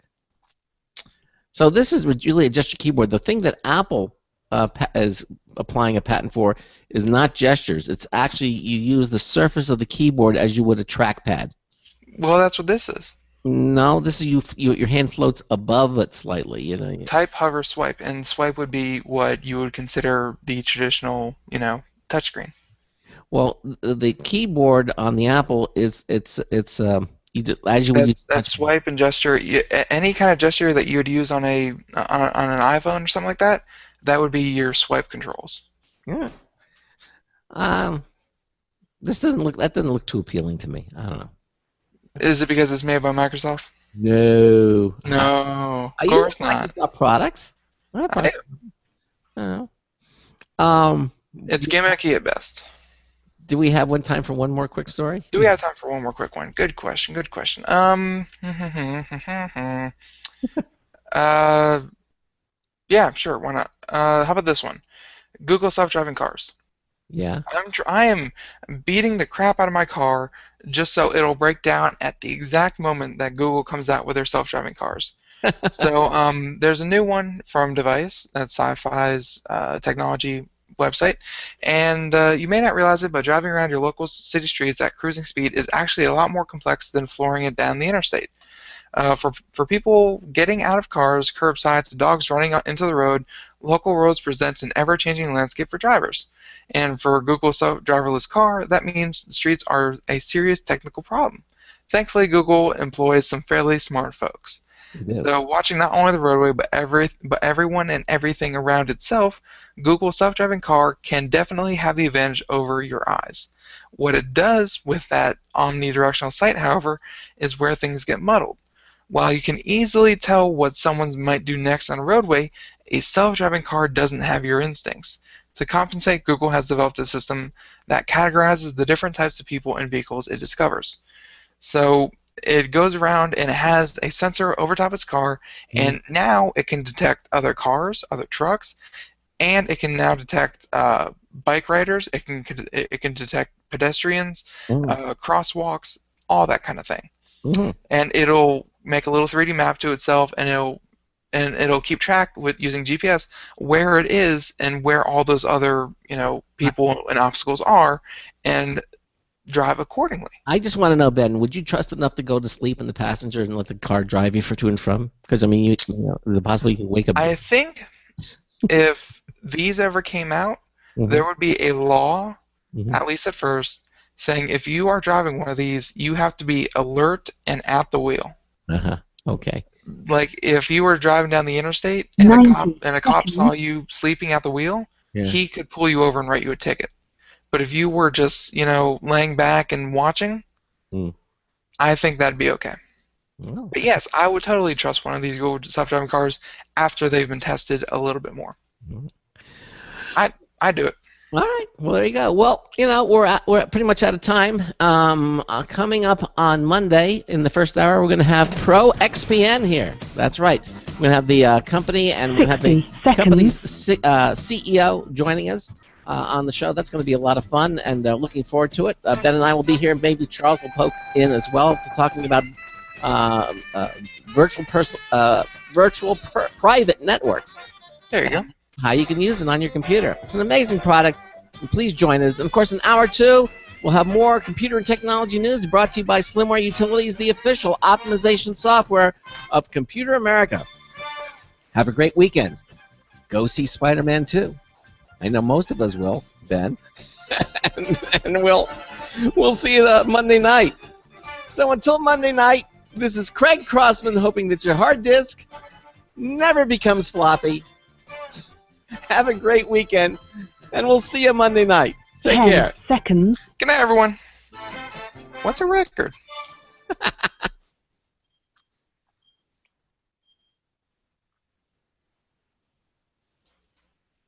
Thank you for using Blog Talk Radio. Goodbye. Okay, so we're out. We still have our Google chat room up and running, and thanks all of you for being with us here tonight. And Ben and I will see you on Monday. And as I said, catch a good movie, have a good weekend, have a great weekend, and we'll see you on Monday. Okay? Say goodnight, Ben. You really think Apple is ahead of Microsoft? No, I just said filing a patent. No, when Microsoft has a working prototype. No, I didn't say. I said maybe Microsoft copied it. I don't know. What? Are you high? Yeah, it could be. Really? Huh. No, I don't think so. I think that it must be something different. It can't be. I think that like they said, for years people have been crying for something different, and it makes sense that a gesture-controlled keyboard would be the conclusion that everyone goes to. Yeah, you're probably right. You can't keep giving Apple the benefit of the doubt. No, I'll stop doing that. Yeah. All right. Well, everybody, we'll see you on Monday. Have a great weekend, and thanks for being here on our Google Hangouts. Say good night. Good night. All right.